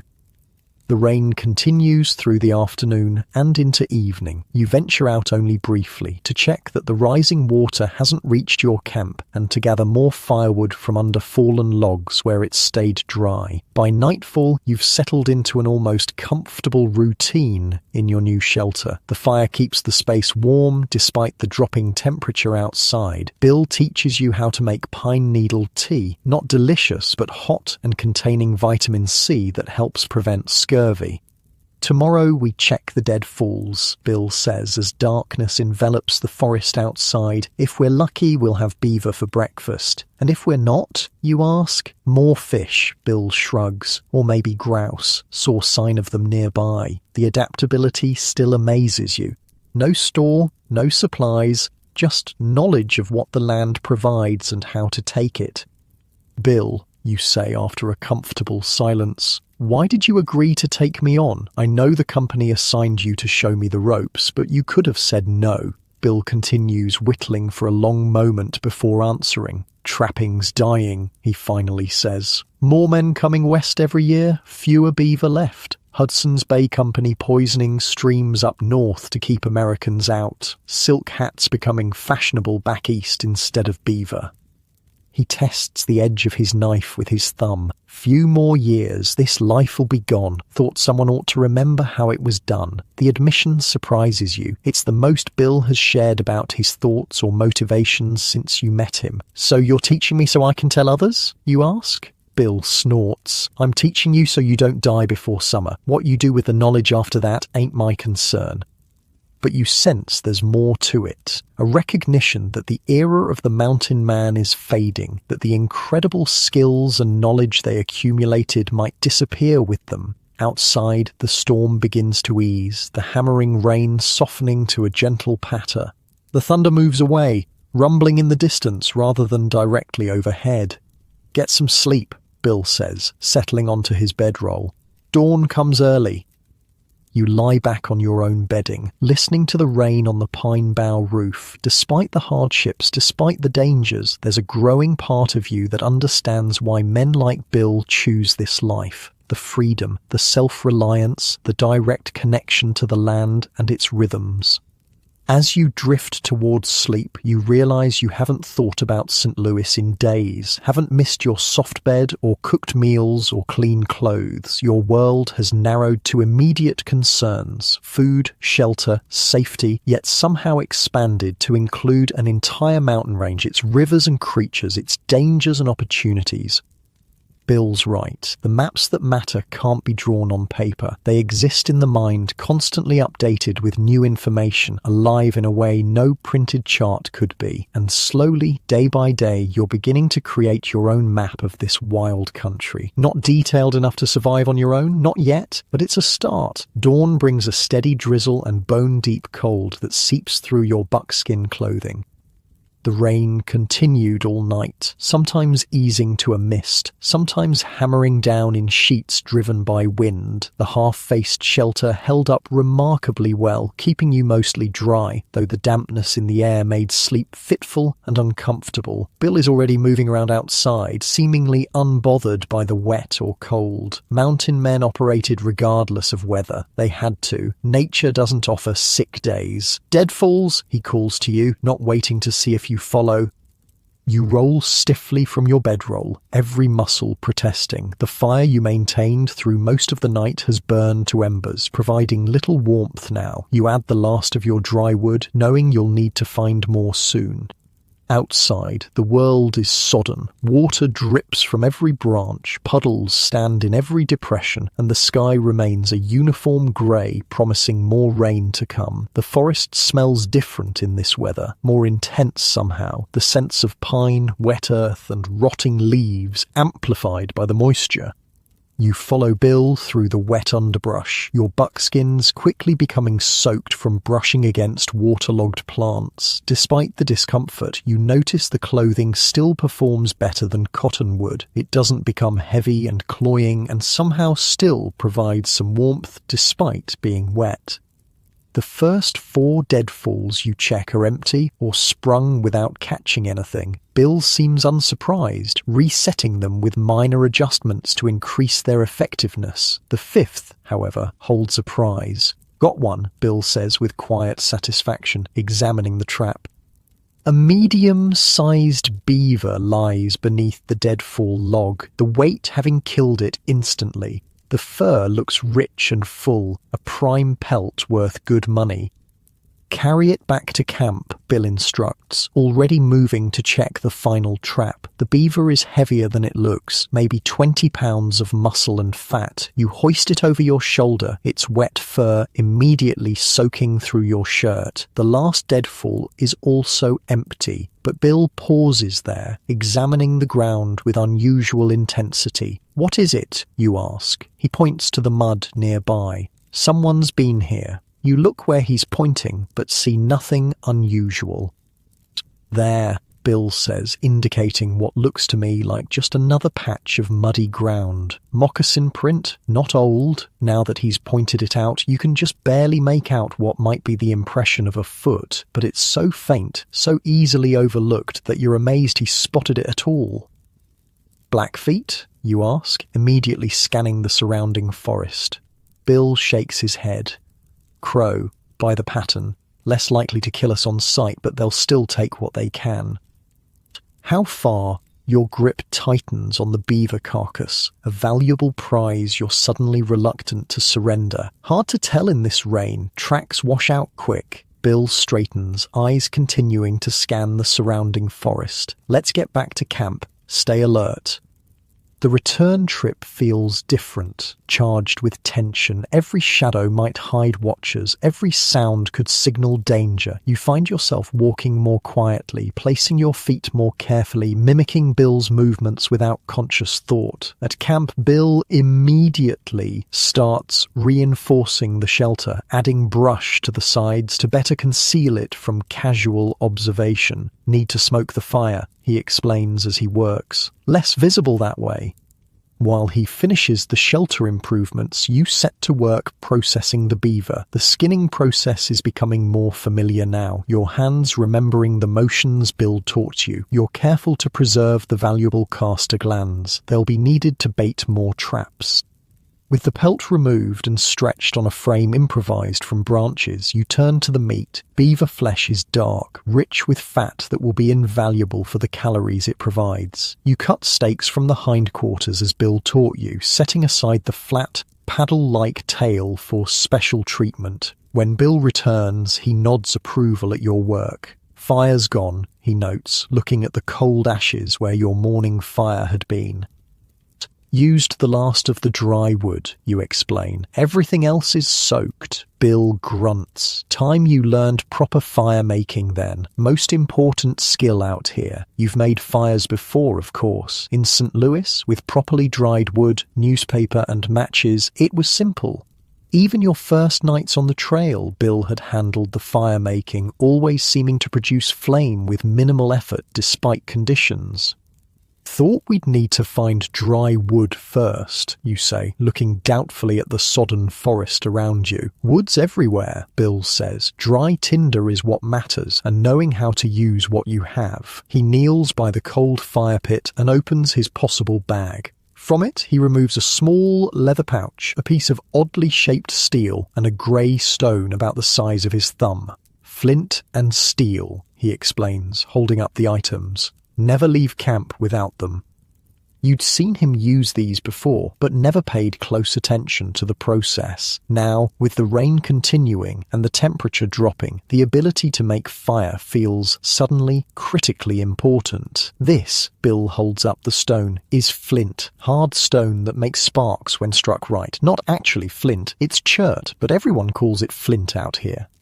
He shows you the steel striker next, a C-shaped piece of high-carbon steel with a handle portion. Striker, angle matters, technique matters. I spent time with a wilderness survival instructor learning this process. Modern people think of flint and steel as primitive, he told me.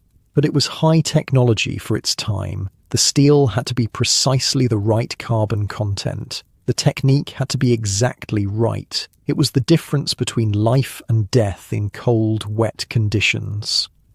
Bill continues removing items from his fire kit. A small tin appears, which he opens to reveal what looks like blackened cloth scraps. Char cloth, he explains. Most important part, cotton or linen cloth that's been partially burned in the absence of oxygen, catches sparks, holds an ember. The process seems more complicated than you expected, not just striking steel on stone, but a whole system of specialized materials. Always keep char cloth dry, Bill emphasizes, showing how his tin is sealed against moisture. No char cloth, no fire. Simple as that. Next, he pulls out a small bundle of what looks like dried grass and shredded bark. Tinder bundle. Collect material whenever you find good stuff. Keep some in an oilskin for emergencies. You watch as Bill arranges his materials. He places a small piece of the char cloth on top of the flint, holding both in his left hand. With his right, he grips the steel striker. Watch close, he instructs. Angle matters, not hitting the flint, scraping steel across it. Spark needs to land on the char cloth.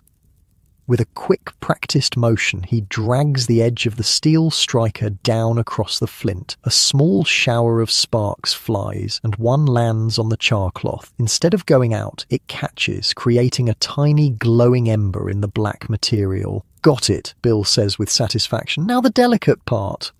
He carefully folds the char cloth around the ember and places it into the center of his tinder bundle, the nest of dried grass and bark. Then he brings the bundle to his face and begins to blow, gently at first, then with increasing pressure as the ember grows. Too hard, you blow it out, he explains between breaths.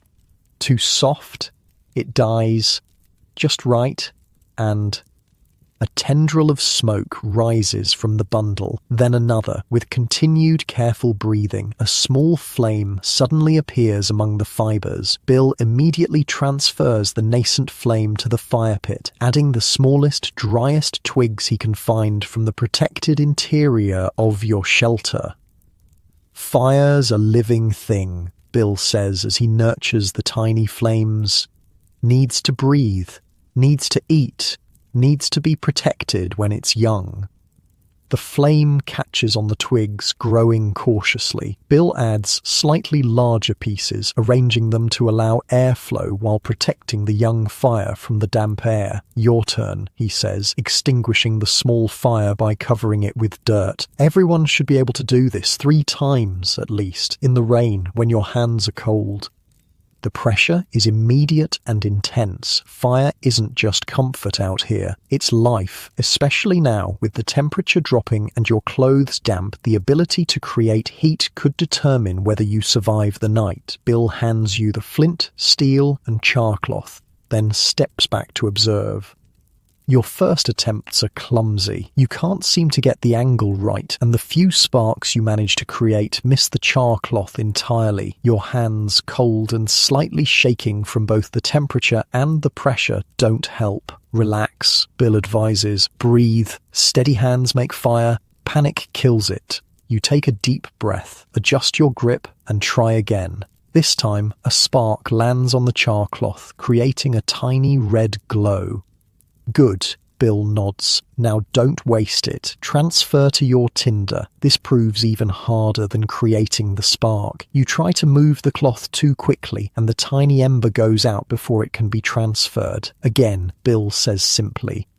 It takes 5 more attempts before you successfully create a spark, transfer it to the tinder bundle, and blow it into flame. By then, your hands are numb from cold, and frustration has nearly overwhelmed you several times. But when the flame finally catches, the surge of accomplishment is unlike anything you've experienced. I did it, you breathe, watching the small flame dance in your hands. Bill nods. Now you know how to live. Do it again. And so he makes you repeat the process. Twice more you create fire from scratch, each time getting slightly more efficient, slightly more confident in the movements. By the third successful flame, you understand why Bill insisted on repetition. The knowledge is moving from your brain to your muscles, becoming instinct rather than conscious thought. With a real fire finally established in the pit, Bill shows you the next challenge: finding dry wood in a soaked forest. Standing dead wood, he explains, leading you to a grey, branchless tree trunk that died years ago but remains upright. Outside's wet, but inside, he splits a section with his axe, revealing dry wood at the core. Still good, he teaches you to look for fallen logs that sit up off the ground, to check under rock overhangs where wood might be sheltered, to split larger pieces to access the dry interior. Always be collecting, he advises. See good fire material, take it, never know when you'll need it. Back at camp with an adequate wood supply, Bill demonstrates another fire technique, banking coals. He shows how to create a thick layer of ash that insulates burning coals beneath, keeping them alive for hours without flame. Do this at night, he explains. In the morning, you have ready coals, no need to start from scratch. As evening approaches, the rain finally stops, though the clouds remain. You've spent the day learning fire skills, processing the beaver, and reinforcing your camp. The beaver steaks cook on sticks beside the fire, the rich smell making your mouth water after days of minimal food. This is the most important lesson, Bill says as darkness gathers around your camp. No fire, no life. Simple as that. The firelight creates a small circle of warmth and safety in the vast wilderness. Outside that circle, unseen predators move through the gathering dark. Wolves, bears, mountain lions, and possibly humans, more dangerous than any animal. Fire kept our first ancestors alive, Bill continues, turning the beaver meat to cook the other side. Nothing's changed. Man without fire is just slow meat for something faster and hungrier. You think about how many times you've taken fire for granted. Stoves, fireplaces, matches. Out here, it's a skill to be mastered, a treasure to be guarded. The beaver meat proves delicious, rich and dark, somewhat like beef, but with a distinct flavour all its own. The tail, roasted directly in the coals until the scaly skin can be peeled away, is almost entirely fat, a caloric goldmine in this environment where every bit of energy is precious. After eating, both of you clean your hands in wet sand from the riverbank. Another frontier trick. No soap, but the sand scours away blood and grease effectively. With full bellies and a healthy fire, the evening takes on an almost comfortable quality, despite the persistent damp and chill. Bill uses the time to work on the beaver pelt, scraping it further and adjusting its position on the stretching frame. 20 pelts like this, he says, examining the fur quality, and we can think about heading for Rendezvous. Rendezvous, the legendary summer gathering of mountain men, where a year's worth of pelts were traded for supplies, news was exchanged, and hard-earned money was often spent on whiskey and gambling within days. For many trappers, it was the only human contact they had outside their small trapping partnerships. Where's Rendezvous this year, you ask? Green River, Bill answers. If we make good time, we should hit it by July. July, months away. The realization of how long you'll be out here settles over you. Not days or weeks, but a full trapping season. Spring is just beginning, and you won't see civilization again until midsummer. How long have you been out this time, you ask? Bill considers. Left Rendezvous last August. Been in the mountains since. He shrugs. Lost track of exact days. Don't matter much out here. 8 months at least, with no contact with the outside world except when the fur company agent dropped you into his unwilling care a few weeks ago. No wonder Bill seems more comfortable with silence than conversation. He spent most of a year with only the wilderness for company. As night deepens, you take turns keeping the fire fed. Sleep comes easier tonight, your body exhausted from the day's activities, your mind calmer with the knowledge that you've mastered another essential skill. In the deepest part of the night, during your watch, you experiment again with the flint and steel. The movements feel more natural now, your hands remembering the correct angle, the right pressure. A spark catches the char cloth, and you nurture it carefully into a tiny flame. Creating fire from nothing but stone, metal, and knowledge feels like a form of magic. Not the showy, theatrical magic of city performers, but the deep, ancient magic of survival, of pushing back darkness and cold through skill and patience. Bill wakes and watches you silently for a moment. Getting better, he acknowledges, the closest thing to praise you've received. It's easier than I thought, you admit. Once you know how. Bill nods. Most important things are like that. Look impossible until you learn the trick. Then you wonder why everyone can't do it. A comfortable silence falls between you, broken only by the pop and crackle of the fire, the warmth, the food in your belly, the growing confidence in your abilities, all combine to create a moment of unexpected contentment in the midst of constant challenge. Bill, you ask after a while, what's the hardest part of this life, the thing most city men can't handle? He considers the question, staring into the flames. Loneliness, he finally answers. Not the cold or the work or the danger, those you get used to, but the silence. Being days from any other human voice, weeks from anyone who speaks your language. Some men go mad from it, but not you. A ghost of a smile touches his weathered face. Who says I didn't?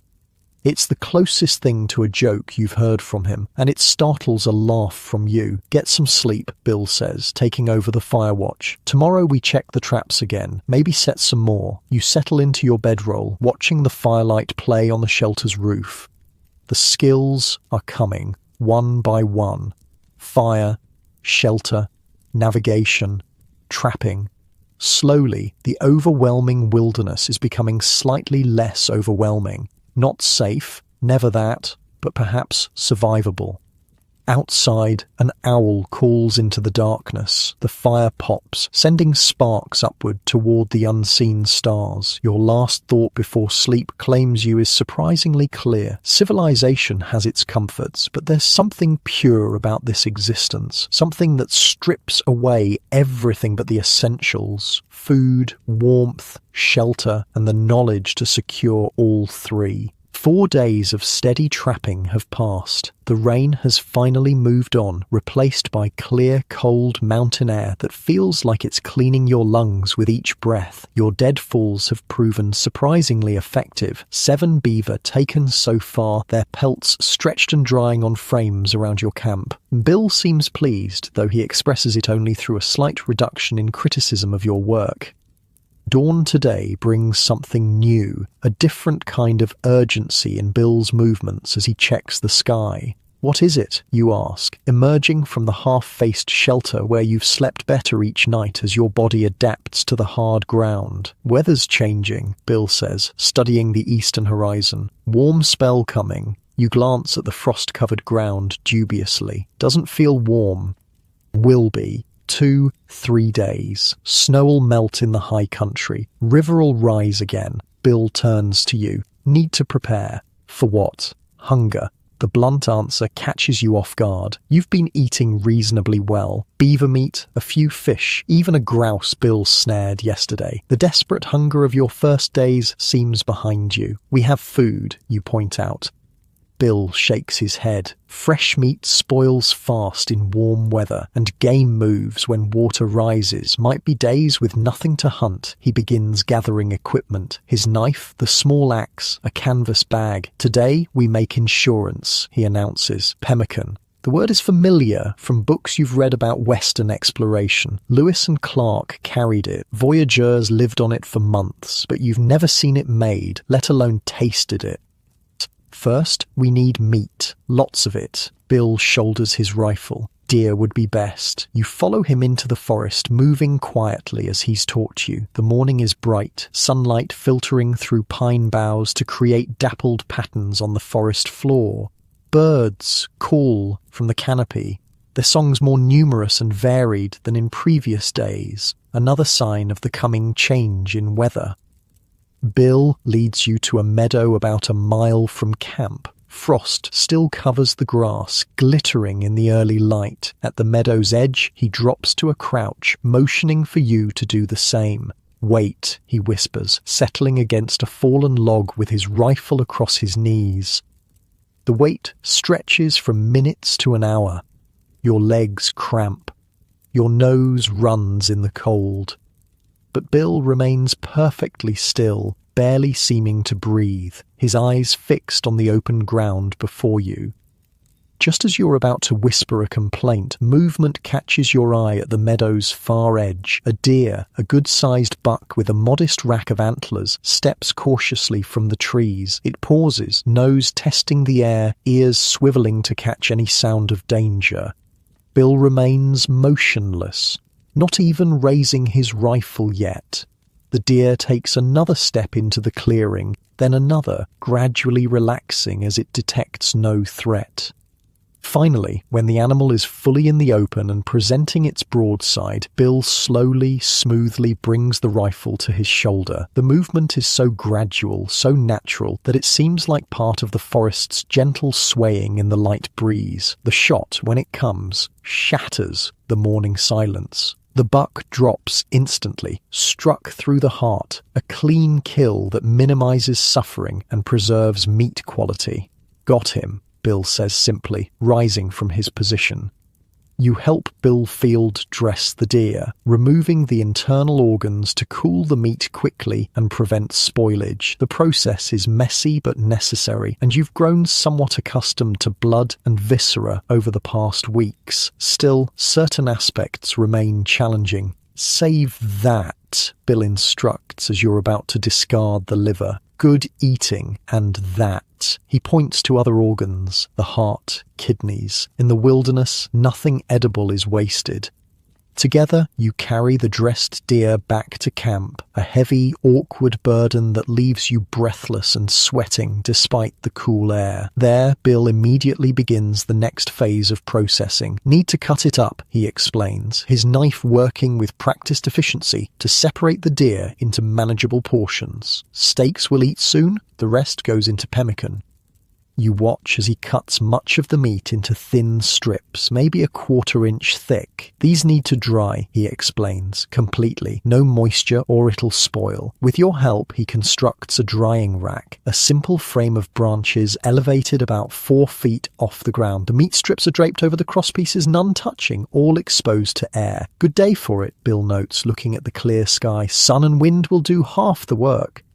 The remaining chore is fire, a larger one than usual, kept burning steadily to create smoke that helps preserve the meat and keeps flies away. You use your new fire-making skills with growing confidence, producing a flame on your second attempt with the flint and steel. "What now?" you ask, as the last strips of meat are arranged on the drying rack.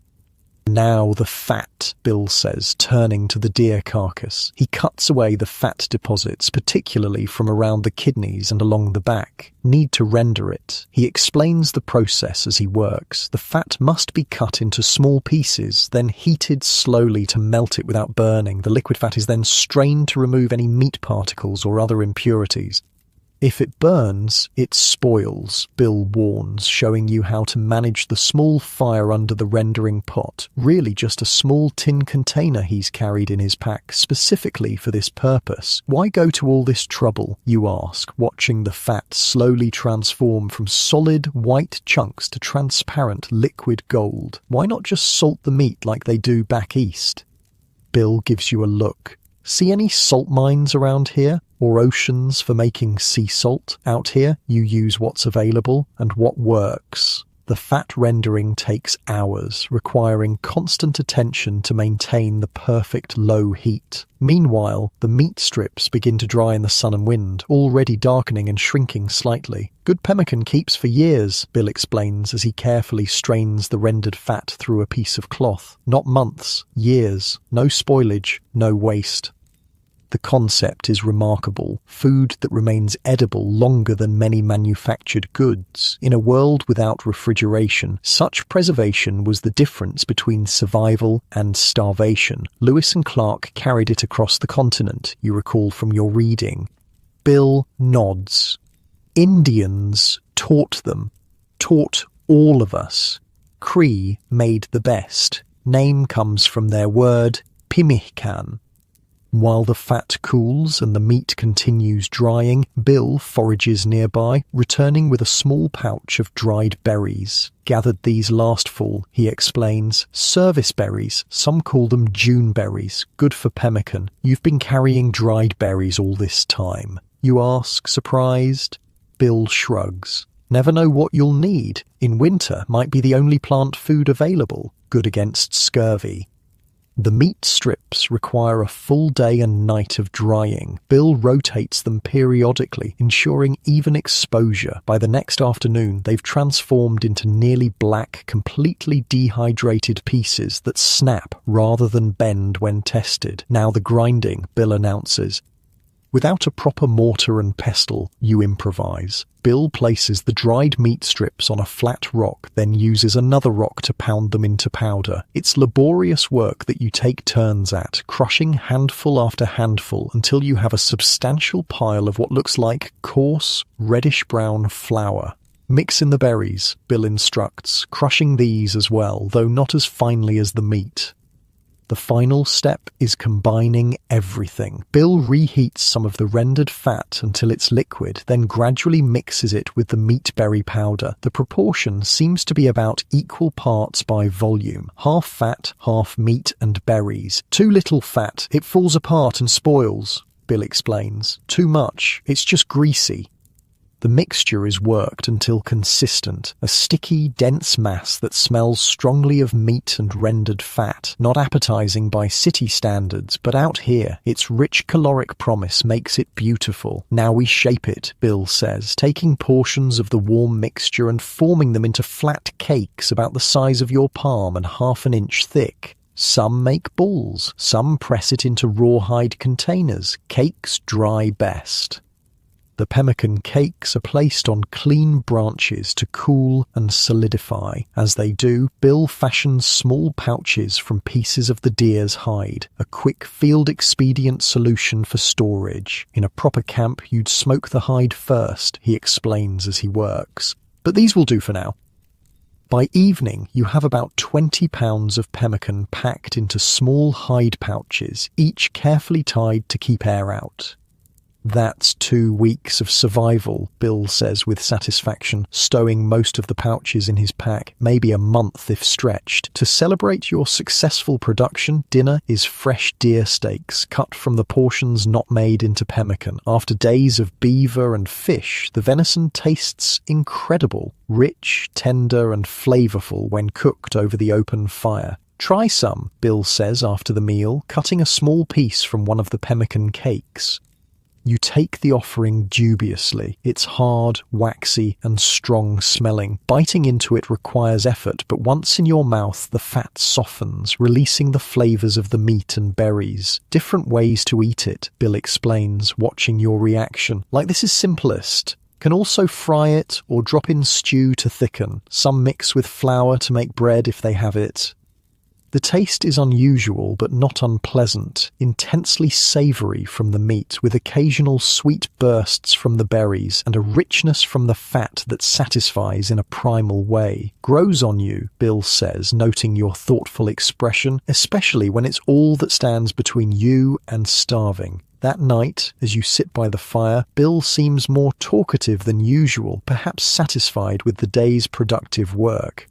Winter of 24, he begins, staring into the flames, was up near the Yellowstone. Bad storm came through. Snowed for 6 days straight. Couldn't hunt, couldn't trap, couldn't travel. He takes a sip from his tin cup of pine needle tea. Had pemmican though, 8 pounds of it. Ate a little each day, melted snow for water, waited it out.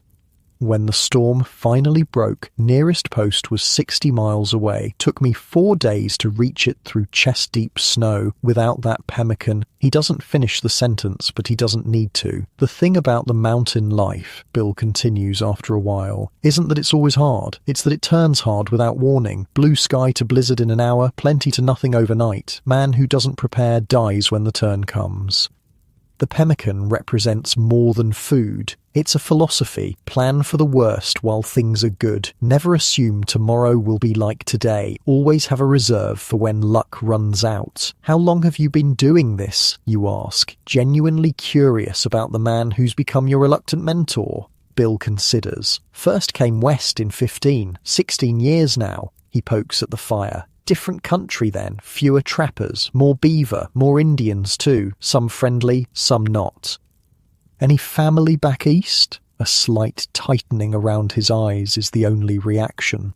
Not anymore. You don't press further. Out here, many men carry stories they don't share, pasts they've left behind as surely as they've left civilization. The fire pops, sending sparks drifting upward into the night sky. Stars blanket the darkness above. More stars than you ever saw in St. Louis. So many they seem to crowd each other in the vastness.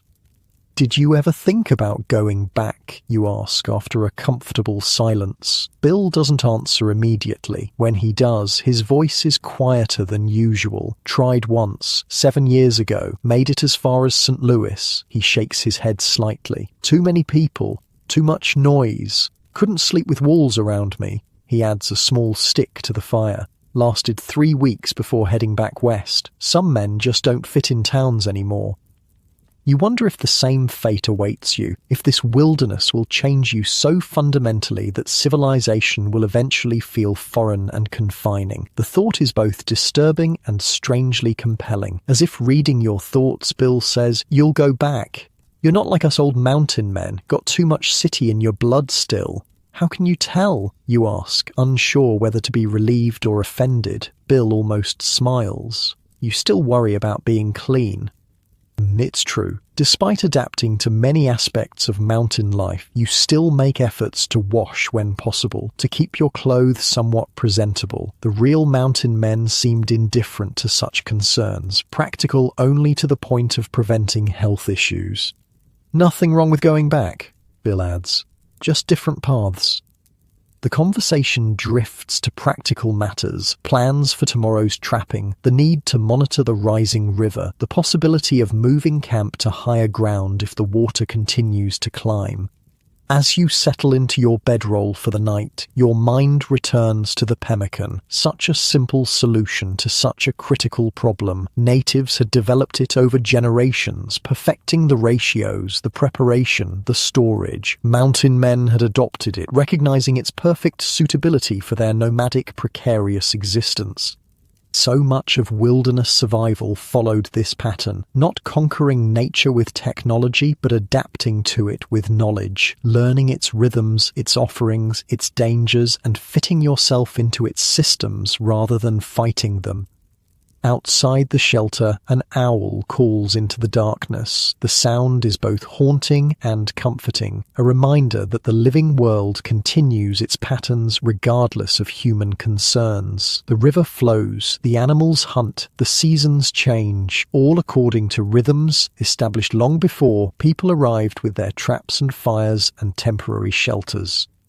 The pemmican pouches, secure in Bill's pack, represent more than food. They represent understanding, of planning, of adaptation, of using what's available to bridge the gap between abundance and scarcity.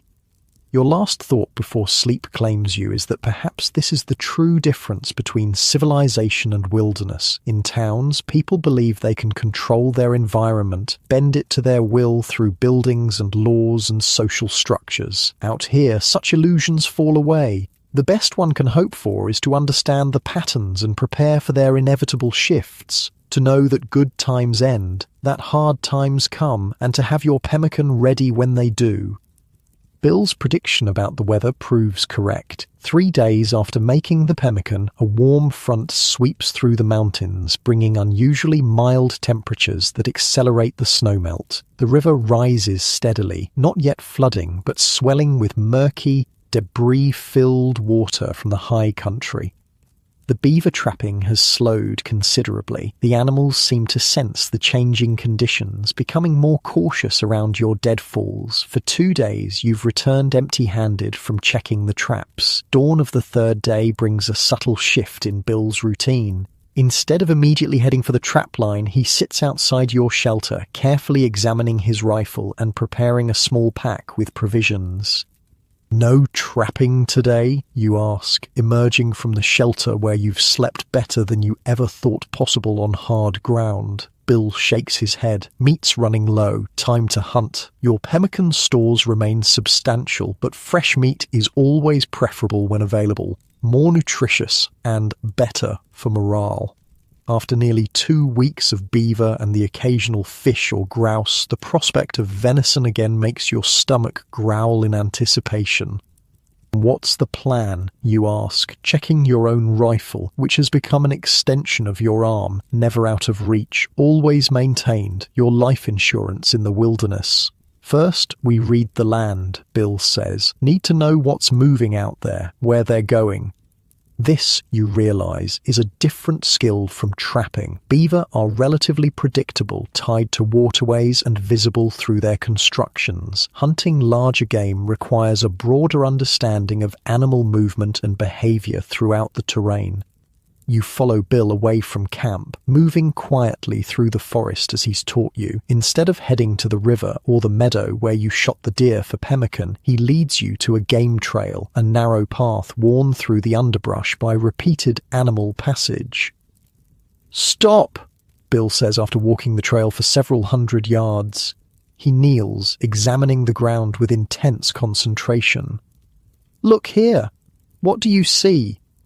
You crouch beside him, studying the forest floor. At first, nothing stands out. Then, as your eyes adjust to really seeing rather than just looking, you notice depressions in the soft earth. Tracks. Deer, you guess, noting the distinctive heart-shaped prints. Bill nods. 2 of them. Doe and yearling. Moving. Which way? You examine the tracks more closely, trying to determine their orientation. "That way?" You point tentatively in the direction the prints seem to be facing. "Good. How long ago?" This stumps you. The tracks look like tracks. How could anyone know when they were made? "No idea," you admit. Bill points to the edge of one print. "See how the soil is crumbled here? Not smooth, still settling, recent. Within the hour." He stands, eyes scanning the trail ahead. "Let's follow." As you move along the game trail, Bill provides a running education in tracking, the wilderness equivalent of reading. He points out details you would have missed entirely: a bent twig showing the height of the passing animal, a tuft of hair caught on a thorny bush. Droppings that indicate not just species, but diet, health, and timing. "Fresh," he says, touching a deer dropping with the back of his hand. "Still warm. They're close." The tracking lesson continues as Bill shows you how different animals leave different signs, not just in their footprints, but in how they move through the landscape. Deer browse as they travel, he explains, showing where vegetation has been nipped off at distinctive angles. Taking bits here and there, not eating everything in one spot. He points out other signs you never would have noticed, marks on trees where bucks have rubbed their antlers, areas where deer have bedded down leaving body-shaped depressions in the grass, slight changes in vegetation that indicate regular travel paths. "Thinking like a deer yet?" Bill asks after about an hour of tracking. "Not really," you admit. "Need to." Hunter doesn't just follow tracks, becomes the animal he's hunting, knows its hunger, its fears, its habits. I talked to a modern professional tracker about this concept. It's not mystical, he explained. It's deep observation combined with knowledge of animal behavior. The best trackers put themselves into the mind of their prey, asking where they would go for food, water, or safety if they were that animal. The game trail leads toward a small clearing. Before reaching it, Bill drops to a crouch, motioning for you to do the same. "Winds in our favor," he whispers, "coming from them to us. They won't smell us." You creep forward until you can see into the clearing. There they are, the doe and yearling you've been tracking, peacefully grazing on the fresh spring growth. Beautiful animals, alert but unaware of your presence. Bill raises his rifle, then surprises you by lowering it again. "You're shot," he says quietly.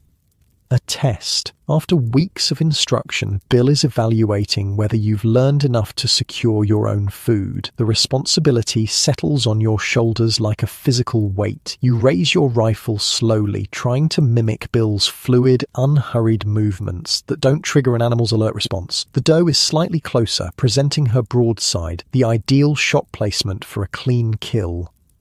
You take careful aim, remembering Bill's instructions from previous hunting discussions. Behind the shoulder, where heart and lungs present the largest target area, breathe normally, squeeze, don't pull. The rifle cracks, shattering the forest quiet. The doe drops immediately. The yearling bounds away in panic, disappearing into the trees before you could even consider a second shot. "Good," Bill says simply, rising from his position. The approval warms you more than it should. After weeks of criticism and correction, the simple acknowledgement of competence feels like high praise. Field dressing the deer is now familiar work. Still not pleasant, but necessary and no longer shocking. You and Bill work efficiently, removing the internal organs, saving what's useful, and preparing the carcass for transport. Too much to carry whole, Bill decides. We'll butcher here. Take what we need. The process is methodical and wasteful by necessity. Without refrigeration or adequate preservation supplies, you can only take what you'll use in the next few days. The rest must be left, a bounty for the forest's scavengers. Nothing's truly wasted out here, Bill says, seeming to read your thoughts. What we leave feeds something else. Circle keeps turning.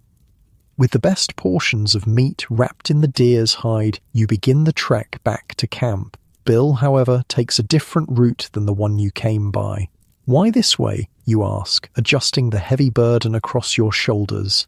"Learning opportunity," he answers cryptically. About half a mile from where you shot the deer, Bill stops abruptly, studying the ground. He motions you over. "Different tracks. What made these?" You examine the prints in the soft earth. They're nothing like deer tracks, larger, round, with what might be toe marks at the front. "Bear?" you guess, remembering the grizzly you saw across the river days ago. Bill shakes his head. "Look closer. No claw marks. Bears leave claw prints." You look again. He's right. The tracks show distinct toes, but no claw impressions extending beyond them. "Mountain lion," Bill says. "Cat retracts its claws when walking, only extends them for climbing or killing." A chill runs through you despite the warm day. Mountain lions were among the most dangerous predators in these mountains, stealthy, powerful, and capable of taking down prey much larger than a human. "Recent?" you ask, glancing nervously at the surrounding forest. "Day or two old," Bill assesses. "Moving that way." He points in a direction thankfully opposite from your camp. "Good to know what's around," he continues, resuming the journey. "Territory overlaps. Their prey is our prey. Their dangers are our dangers." As you walk, Bill delivers an ongoing education in reading the landscape, not just for deer or predators, but for all the information it contains. "Disturbed ground there," he points. "Turkey scratching for insects. Good eating if we can find them." Further on, see those saplings, tops eaten off clean. Elk been through here, too tall for deer to reach. Every sign, every trace tells a story to those who know how to read it. The forest is not silent to Bill. It's constantly communicating, revealing its secrets to his trained eye. Back at camp, you help Bill hang the deer meat in the smoke of a small, carefully maintained fire to preserve it longer. Some portions are set aside for immediate cooking, a welcome change from your recent diet. As the venison steaks sizzle over the coals, Bill continues, "Your education. Tracking's not just for hunting," he explains, cleaning his knife methodically. "It's for survival, knowing what's around you, what's been through, what might be coming." He describes how different scenarios require different tracking skills. In winter, tracks in snow were easier to spot but could disappear with fresh snowfall. In dry conditions, dust and bent grass became the readable signs. In forests, broken twigs and disturbed leaf litter told the story. "Man who can't read sign is blind out here," Bill says. "Might as well walk off a cliff." After eating the venison as delicious as you remembered, Bill makes an unusual suggestion. "Tomorrow, you track me." "What?" The proposal catches you off guard. "I'll leave camp at dawn, get an hour head start. You follow. Let's see what you've learned." The challenge is both exciting and intimidating. Bill has decades of wilderness experience and knows every trick for covering his trail. You have a few weeks of basic instruction and still miss obvious signs. "What if I can't find you?" you ask. "Then you learn a valuable lesson," Bill answers, the ghost of a smile touching his lips. "Don't get separated from those who know more than you." That night, sleep comes slowly, despite your physical exhaustion. Your mind is too busy processing the day's lessons, cataloguing the various signs and their meanings, preparing for tomorrow's challenge. When you finally drift off, you dream of tracks in mud, of following invisible trails, of reading stories written in bent grass and broken twigs.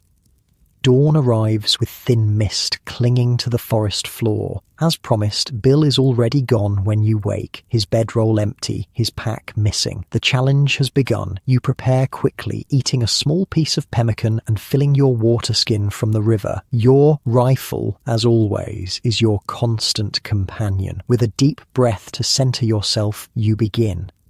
The first signs are easy. Too easy. Obvious boot prints leading from camp toward the river. This is suspicious. Bill wouldn't leave such clear tracks unless it's a false trail. He's doubled back somewhere, leaving obvious signs to lead you astray. You circle the camp perimeter, scanning for less obvious disturbances. There, a slight discoloration on a tree trunk where someone has brushed against it, transferring oils from skin or clothing, and beyond it, a nearly imperceptible compression in the leaf litter, possibly from a carefully placed foot. You follow this subtler trail, moving slowly, eyes constantly scanning for the next sign. Tracking, you realize, is a form of mindfulness. It requires complete presence, total attention to the smallest details. Your awareness narrows to the immediate environment, the placement of leaves, the angle of broken twigs, the minute disturbances in nature's patterns. An hour passes as you follow Bill's trail through the forest. Sometimes you lose it completely, forcing you to circle in ever-widening loops until you pick it up again. Other times, the sign is surprisingly clear, as if he's testing different aspects of your observation skills. The trail leads away from the river, up a gentle slope covered with pines. Here, on the needle-covered ground, tracking becomes even more challenging. Pine needles don't hold distinct footprints, but they do show disturbance patterns where they've been stepped on and compressed. Near the ridgetop, the trail simply vanishes. You circle, search, examine every stick and stone, but find nothing. It's as if Bill simply disappeared. Thinking like a deer yet. Bill's voice comes from directly behind you. You spin, startled. He's standing not 10 feet away, leaning against a tree, watching you with that same almost smile. "How long have you been there?" you ask. "About 20 minutes. Watched you circle the same area 5 times. "Where did you go?" "The trail just stopped." Bill points to a fallen log nearby. "I walked on that for 50 yards, then stepped onto rocks. No prints either way." Basic tracking countermeasures, using hard surfaces that don't take prints. You should have thought of that, but you found me this far, Bill acknowledges. Not bad for a greenhorn. Wouldn't have managed that your first week out. Again, that warm glow from minimal praise. You're starting to understand the mountain man economy of approval. Given rarely, valued highly.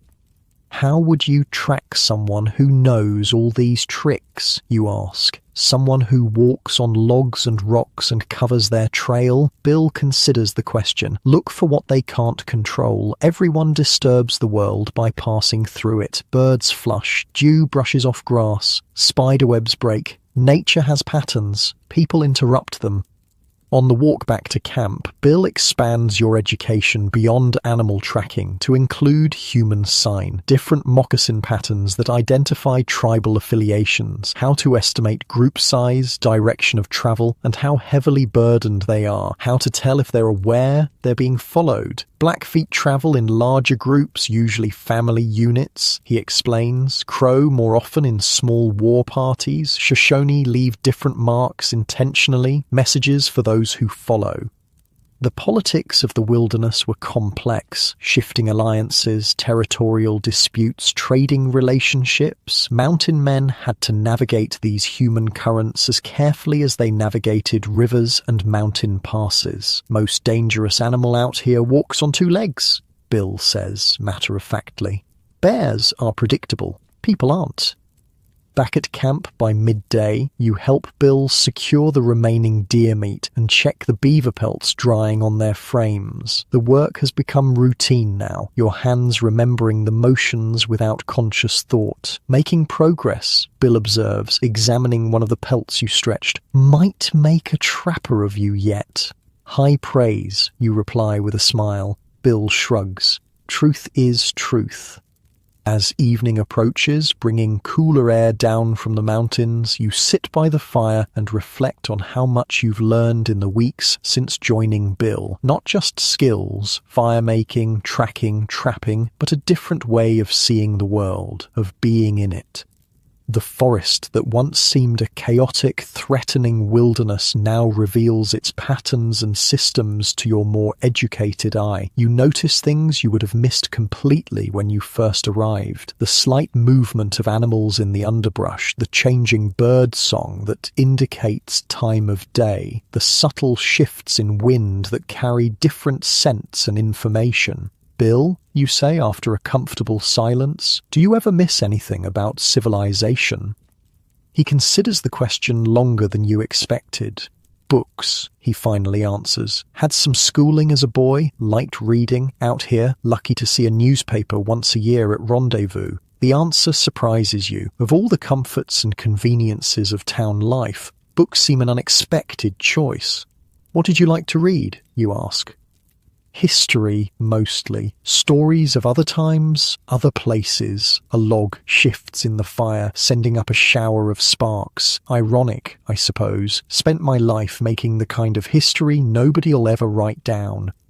The observation strikes you as profoundly true. The mountain men were creating history daily, pushing into unmapped territories, establishing relationships with native peoples, learning the land in ways no outsiders ever had, yet most of their stories would never be recorded. Their knowledge passed only through oral tradition among their kind. Someone should write it down, you suggest, before it's lost. Bill glances at you. Maybe that'll be your job when you go back east. Tell them what it was really like out here, not the romantic nonsense they print in those penny dreadfuls. The thought takes root in your mind. You've been keeping mental notes all along, observing not just the skills, but the philosophy of mountain life, the worldview that allows men like Bill to thrive where others would perish. As darkness settles fully around your camp, the fire becomes a small island of light and warmth in the vast wilderness. Overhead, stars appear in their thousands, more brilliant and numerous than you ever saw in St. Louis. Get some sleep, Bill says, settling onto his bedroll. Tomorrow we check the trapline again. Rivers dropping, beaver might be moving more freely now. You lie back on your own bedding, the ground no longer uncomfortable to your adapted body. The fire pops and hisses. An owl calls from somewhere in the forest. The sounds have become familiar, almost comforting. Your last thought before sleep claims you is about tracks, not just those left by animals on the forest floor, but the invisible ones people leave on each other's lives. Bill is certainly leaving his mark on yours, teaching you not just how to survive in the wilderness, but how to read the world more deeply, to see the patterns and connections most people miss entirely. The most important tracking lesson, perhaps, is learning to see what's really there. Not what you expect or hope or fear, but what actually exists. To observe without judgment or preconception. To let the land tell its own story. As consciousness fades, you wonder what tracks you might be leaving behind, what story someone might read in your passing through this wild country, and whether, like the mountain men before you, your trail will eventually fade back into the landscape, leaving no trace that you were ever here at all. Time in the wilderness follows different rhythms than in civilization. Days blend together, marked not by clocks or calendars, but by the arc of the sun, the phases of the moon, the gradual shifting of seasons. 6 weeks have passed since you first met Bill. 6 weeks of daily lessons in survival, in reading the land, in becoming something different than the city man who first ventured west seeking adventure and profit. The morning air carries the scent of early summer now. The brutal cold of early spring has yielded to pleasant days and cool nights. The forest has transformed. Dense green foliage where once bare branches stood, wildflowers dotting meadows, berries beginning to form on bushes. You sit outside the half-faced shelter that has been home for nearly a month, carefully packing the beaver pelts that represent your time in the mountains. 26 prime pelts, each properly stretched, dried and now folded fur side in for transport. Not the 40 Bill had mentioned as ideal, but respectable for the shortened season and improvised trapping methods. Worth about $100, Bill assesses, watching you work. Your share would be $30 plus whatever the company pays you. $30, equivalent to several months' wages for a labourer back east. Not the fortune you dreamed of when heading west, but substantial nonetheless. And purchased at a cost far beyond money. In sweat, discomfort, fear, and hard-won knowledge. We head out tomorrow, Bill says, checking his rifle with the meticulous care that has become as natural as breathing. 2 days to reach the green if the weather holds. The rendezvous, the legendary gathering of mountain men, traders, Indians and company agents that mark the end of the trapping season. After weeks with no human contact beyond Bill, the prospect of seeing other people seems almost surreal. Will it be overwhelming? You ask, thinking of how accustomed you've become to silence, to the absence of crowds and noise. Bill seems to understand your concern. For the first day, always is, then you remember how it works. You've changed in ways that are difficult to articulate. Your body has transformed, harder, leaner, toughened by constant exertion and exposure. Your hands, once soft from office work, now bear calluses and small scars from countless practical tasks. Your face, when glimpsed in still water, appears weathered, beard grown full from weeks without a razor. But the deeper changes are internal. Your senses have sharpened. You notice sounds, smells, and movements that would have escaped you entirely 6 weeks ago. Your patience has expanded. Hours of waiting during hunts or trapping no longer seem tedious but natural. Your understanding of the land has deepened. What once seemed chaotic wilderness now reveals its patterns and systems to your educated eye. Your last chance to get everything in order, Bill says, nodding toward your belongings scattered around camp. Once we leave, we don't come back. The task of breaking camp is bittersweet. This rough shelter, this small clearing by the river, has become a kind of home. For all its discomforts and dangers, it represents a place where you've grown, learned, changed. The afternoon is spent in methodical preparation, packing the precious beaver pelts, selecting which tools and equipment to carry, deciding what must be left behind. Space and weight are at a premium for the journey. Every item must justify the effort of transporting it. What about the shelter, you ask, gesturing to the half-faced structure that has protected you from rain, snow, and wind. Leave it, Bill says simply.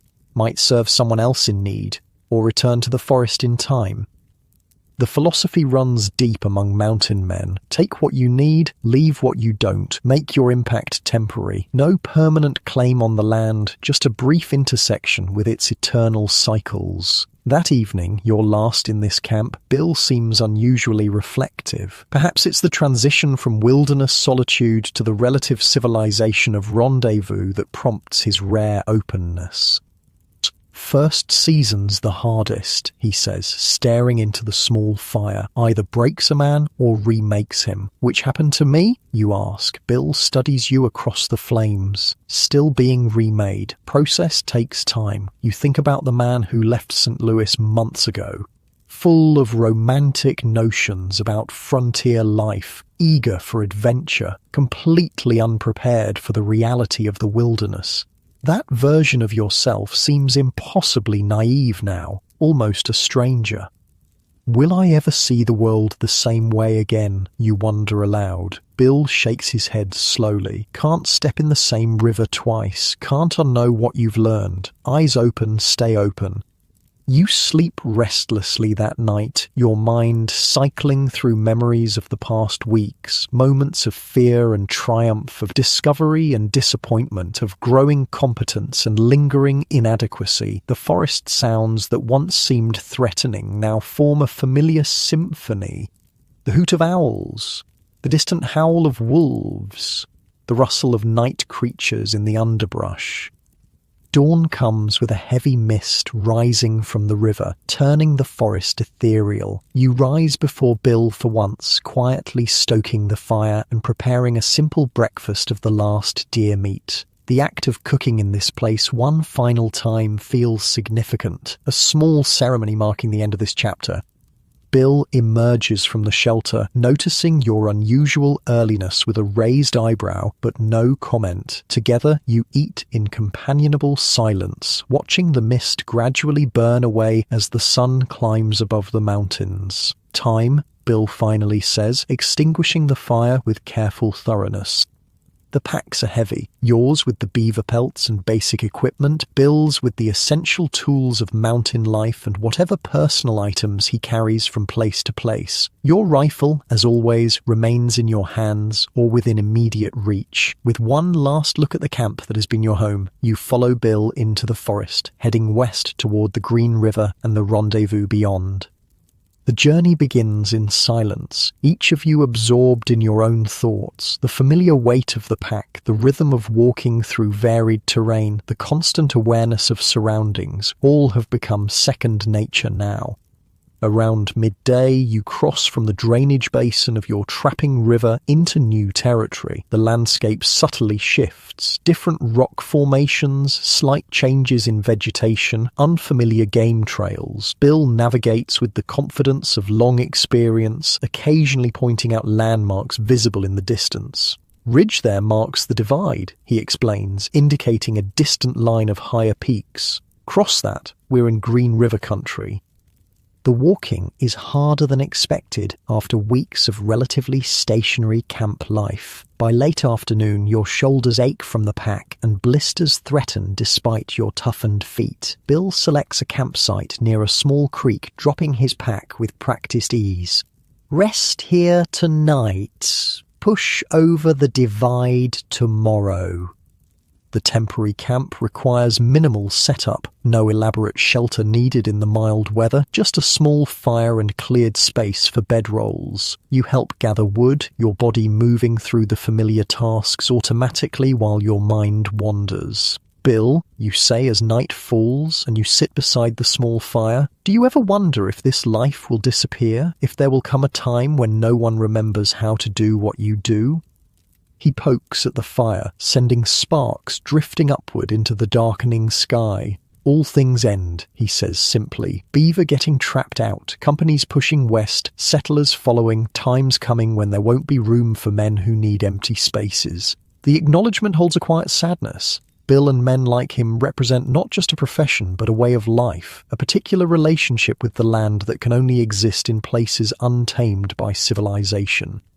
That's why I agreed to show you, he continues after a long silence, not just so you wouldn't die your first week out, but so someone would remember how it was done, how it felt, the real story, not the tall tales they'll tell later. You're struck by the unexpected trust implied in his words. The gruff, reluctant mentor has been silently evaluating you all along, deciding whether you were worthy of carrying forward some piece of his vanishing world.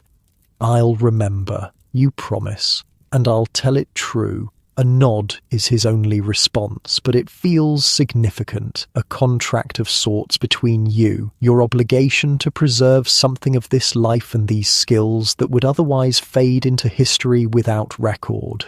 Morning brings clear skies and the hardest day's travel yet. The climb over the ridge is steep, the air noticeably thinner at higher elevation. By midday you reach the pass, a relatively flat area between two higher peaks. Bill stops, allowing you to catch your breath and take in the view. Before you stretches a new watershed, the vast drainage of the Green River. Miles of forest, meadow and rocky terrain unfold toward the horizon, a wilderness so vast it seems impossible it could ever be tamed. Down there, Bill says, pointing to a distant valley, that's where they'll gather. 100, maybe 200 men. Indians, too. Biggest collection of scoundrels, heroes, liars and legends you'll ever see in one place.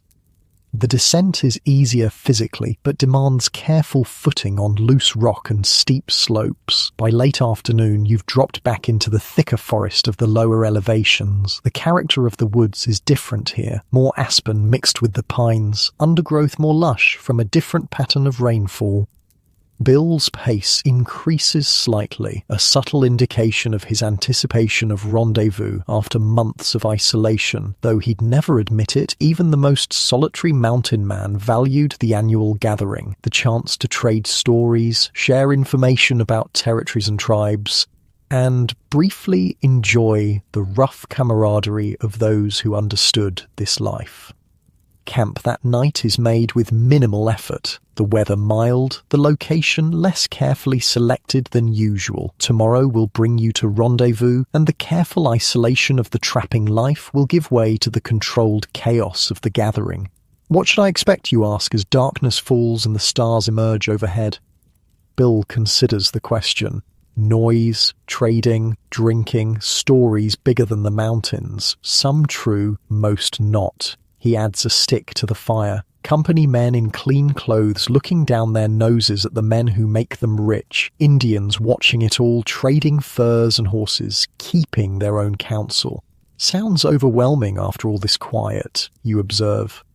It is, Bill acknowledges. First day, just watch. Get your bearings. Don't believe half of what you hear. Don't drink what they offer unless you've seen where it came from. Don't gamble unless you can afford to lose. Practical advice, as always. You wonder how you'll appear to others there. Still a greenhorn by mountain standards, but no longer the naive city man who first ventured west. Something in between, carrying the visible and invisible marks of your time in the wilderness.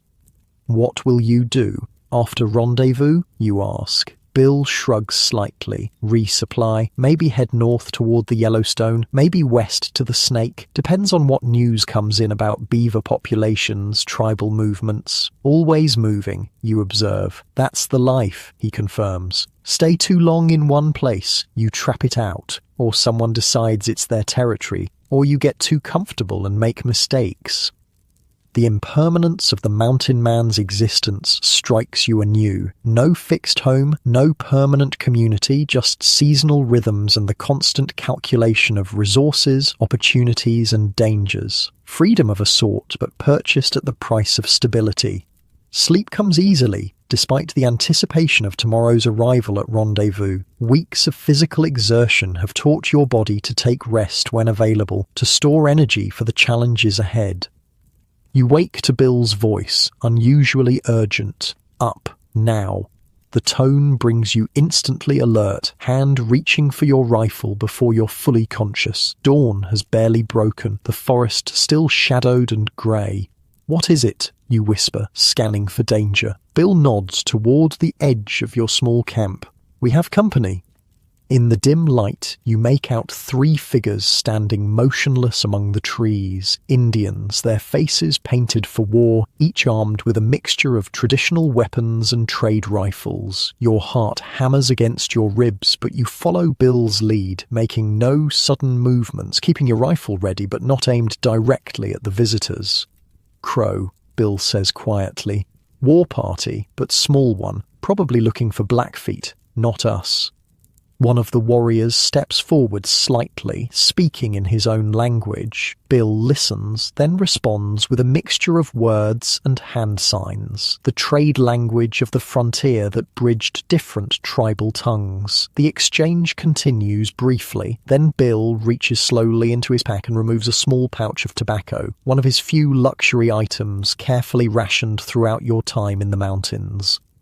"Gift," he explains to you as he offers it to the lead warrior. "Shows respect, shows we're not enemies." The warrior accepts the tobacco with dignity, saying something that makes the other 2 nod in agreement. "They're warning us," Bill translates. "Blackfeet war party. Maybe dozen braves crossed north of here 2 days ago. Heading for rendezvous," he thinks. "Planning to steal horses." The information changes everything. A Blackfeet raiding party near the rendezvous would create serious danger, not just for the gathered trappers, but for anyone travelling alone in the area. "We need to warn the others," you say. Bill nods, exchanging a few more words and signs with the Crow warriors. "They're continuing south. We go west, fast as we can. Might beat the Blackfeet there if we push hard." The Crow warriors disappear into the forest as silently as they appeared, leaving you and Bill to hurriedly break camp. The encounter has demonstrated yet another aspect of wilderness survival, the complex human element, the diplomacy required to navigate relationships with various tribal groups. The day's journey takes on new urgency. Bill sets a pace that challenges your endurance, stopping only briefly for water and a few bites of pemmican. The direct threat of a Blackfeet war party transforms the landscape around you. Every shadow might hide watchers. Every sound could signal danger. By mid-afternoon, when you'd normally be thinking about making camp, Bill pushes onward. "Smoke ahead," he says, pointing to a barely visible haze in the distant sky. "Rendezvous fires. We keep moving." Your legs ache, your shoulders burn from the heavy pack, but you match Bill's relentless pace. The knowledge you carry could prevent deaths, a responsibility that overrides personal discomfort. As dusk approaches, you catch glimpses through the trees of a large clearing beside a river. The rendezvous. Fires are visible now, dozens of them dotting the gathering space. The distant sound of voices carries on the evening air, the first human voices besides Bill's you've heard in months.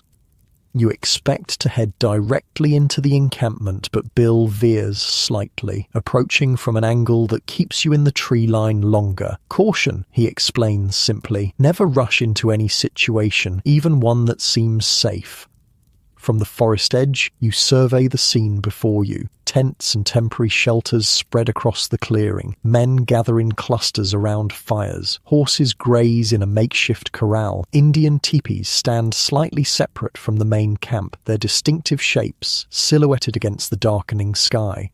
Lot of people, you observe, suddenly aware of how accustomed you've become to solitude.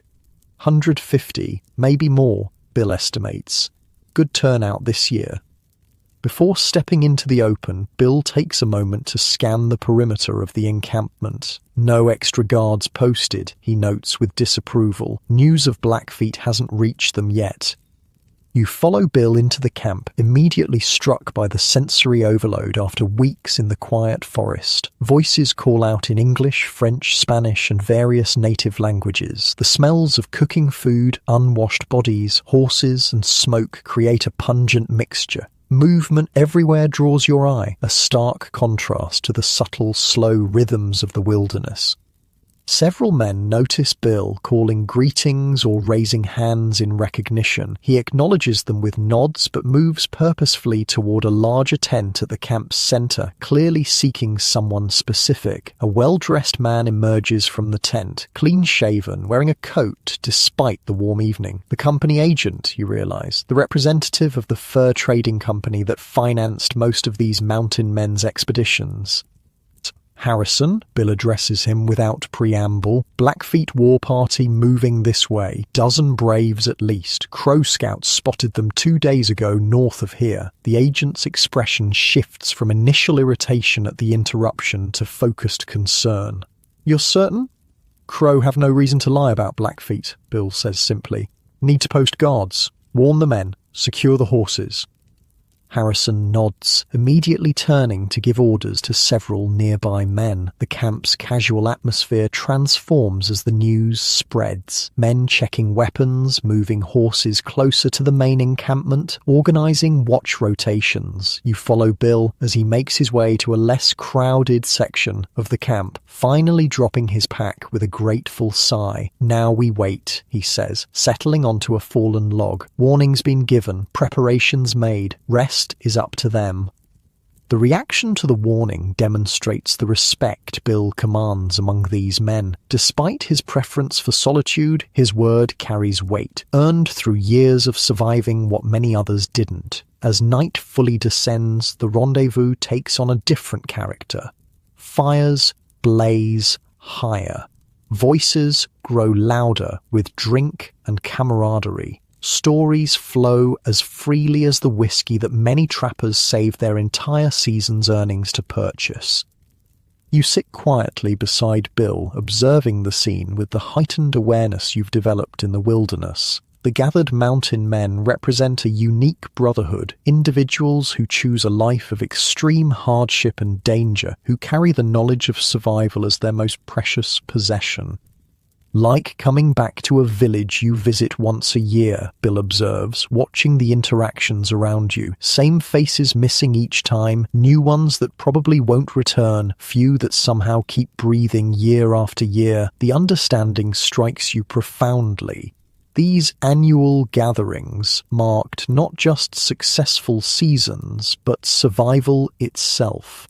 Each man here had faced countless opportunities to die and had overcome them through skill, knowledge, or simple luck. As the night deepens, you're approached by several trappers curious about the newcomer travelling with the notoriously solitary Bill. Their questions are direct, their assessment of your worth transparent in their weathered faces. You answer honestly, neither exaggerating your accomplishments nor hiding your status as a relative beginner. One grizzled trapper slaps your shoulder after hearing of your river crossing in the bull boat. Still breathing after that. Bill must have taught you something useful then. The comment, delivered with rough humour, carries unexpected weight. You have survived. Not just existed, but learned to live in a place that kills the unprepared with indifferent ease. The realisation settles into your bones, a quiet pride distinct from arrogance. Later, as many trappers have succumbed to exhaustion or whiskey, you sit with Bill away from the main fires, watching the stars wheel overhead. What will you do now? Bill asks, surprising you with the question. After rendezvous, back to St. Louis with your share of the pelts? Or another season in the mountains? The question has been forming in your own mind for weeks. The original plan, a single season to experience the wilderness before returning to civilization, no longer feels adequate. You've barely scratched the surface of what there is to learn, to understand about this life. I'm thinking I might stay, you admit. Find a partner for the next season. Keep learning. Bill nods, neither approving nor disapproving, simply acknowledging your choice. Mountains change a man, he says after a while. Some can't go back to town life after. Too confining, too many rules that don't matter. Is that what happened to you? You ask. A ghost of a smile touches his weathered face. Partly just found where I belonged, same as you're doing now. The conversation drifts into comfortable silence. Around you, the rendezvous camp gradually quiets as even the most determined revelers seek sleep. Guards patrol the perimeter, alert for the Blackfeet threat that may or may not materialize. As you settle onto your bedroll under the open sky, too many years in the mountains had left Bill with a distaste for tents or enclosed spaces. You reflect on the journey that brought you here, not just the physical travel from St. Louis to this remote river valley, but the internal passage from who you were to who you're becoming. The skills you've learned, trapping, navigation, tracking, fire-making, shelter building, pemmican preparation, represent more than mere techniques for staying alive. They form a philosophy, a way of seeing and being in the world that's increasingly rare even in this early period of American expansion. Self-reliance balanced with necessary community, taking what's needed without excess, reading the land's patterns rather than imposing upon them, adapting to conditions rather than trying to control them, living with danger as a constant companion rather than an unexpected visitor.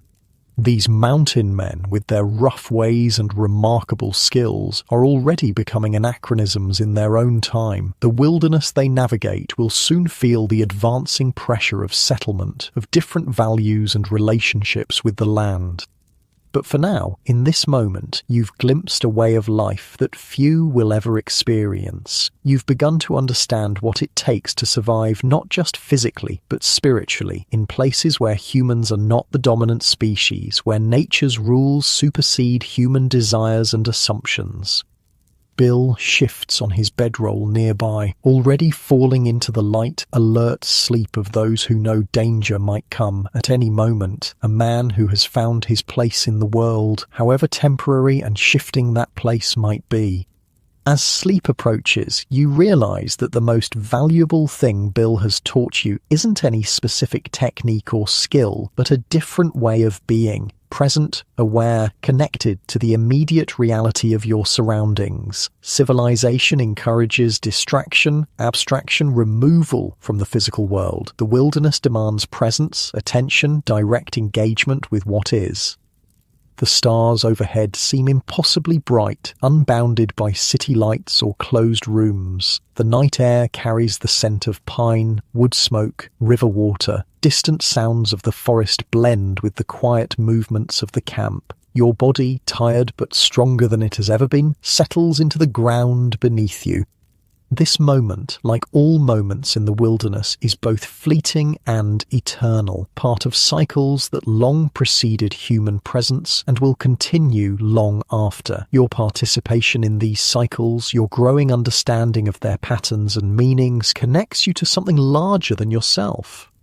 As consciousness fades, one final thought surfaces, that perhaps the most important survival skill of all is the ability to truly see the world as it is, not as you wish or fear it to be, to read its signs accurately, to respond appropriately, to find your place within its systems, rather than attempting to stand apart from them. The mountain men knew this, their lives depending on this clear-eyed engagement with reality. And now, in some small measure, so do you.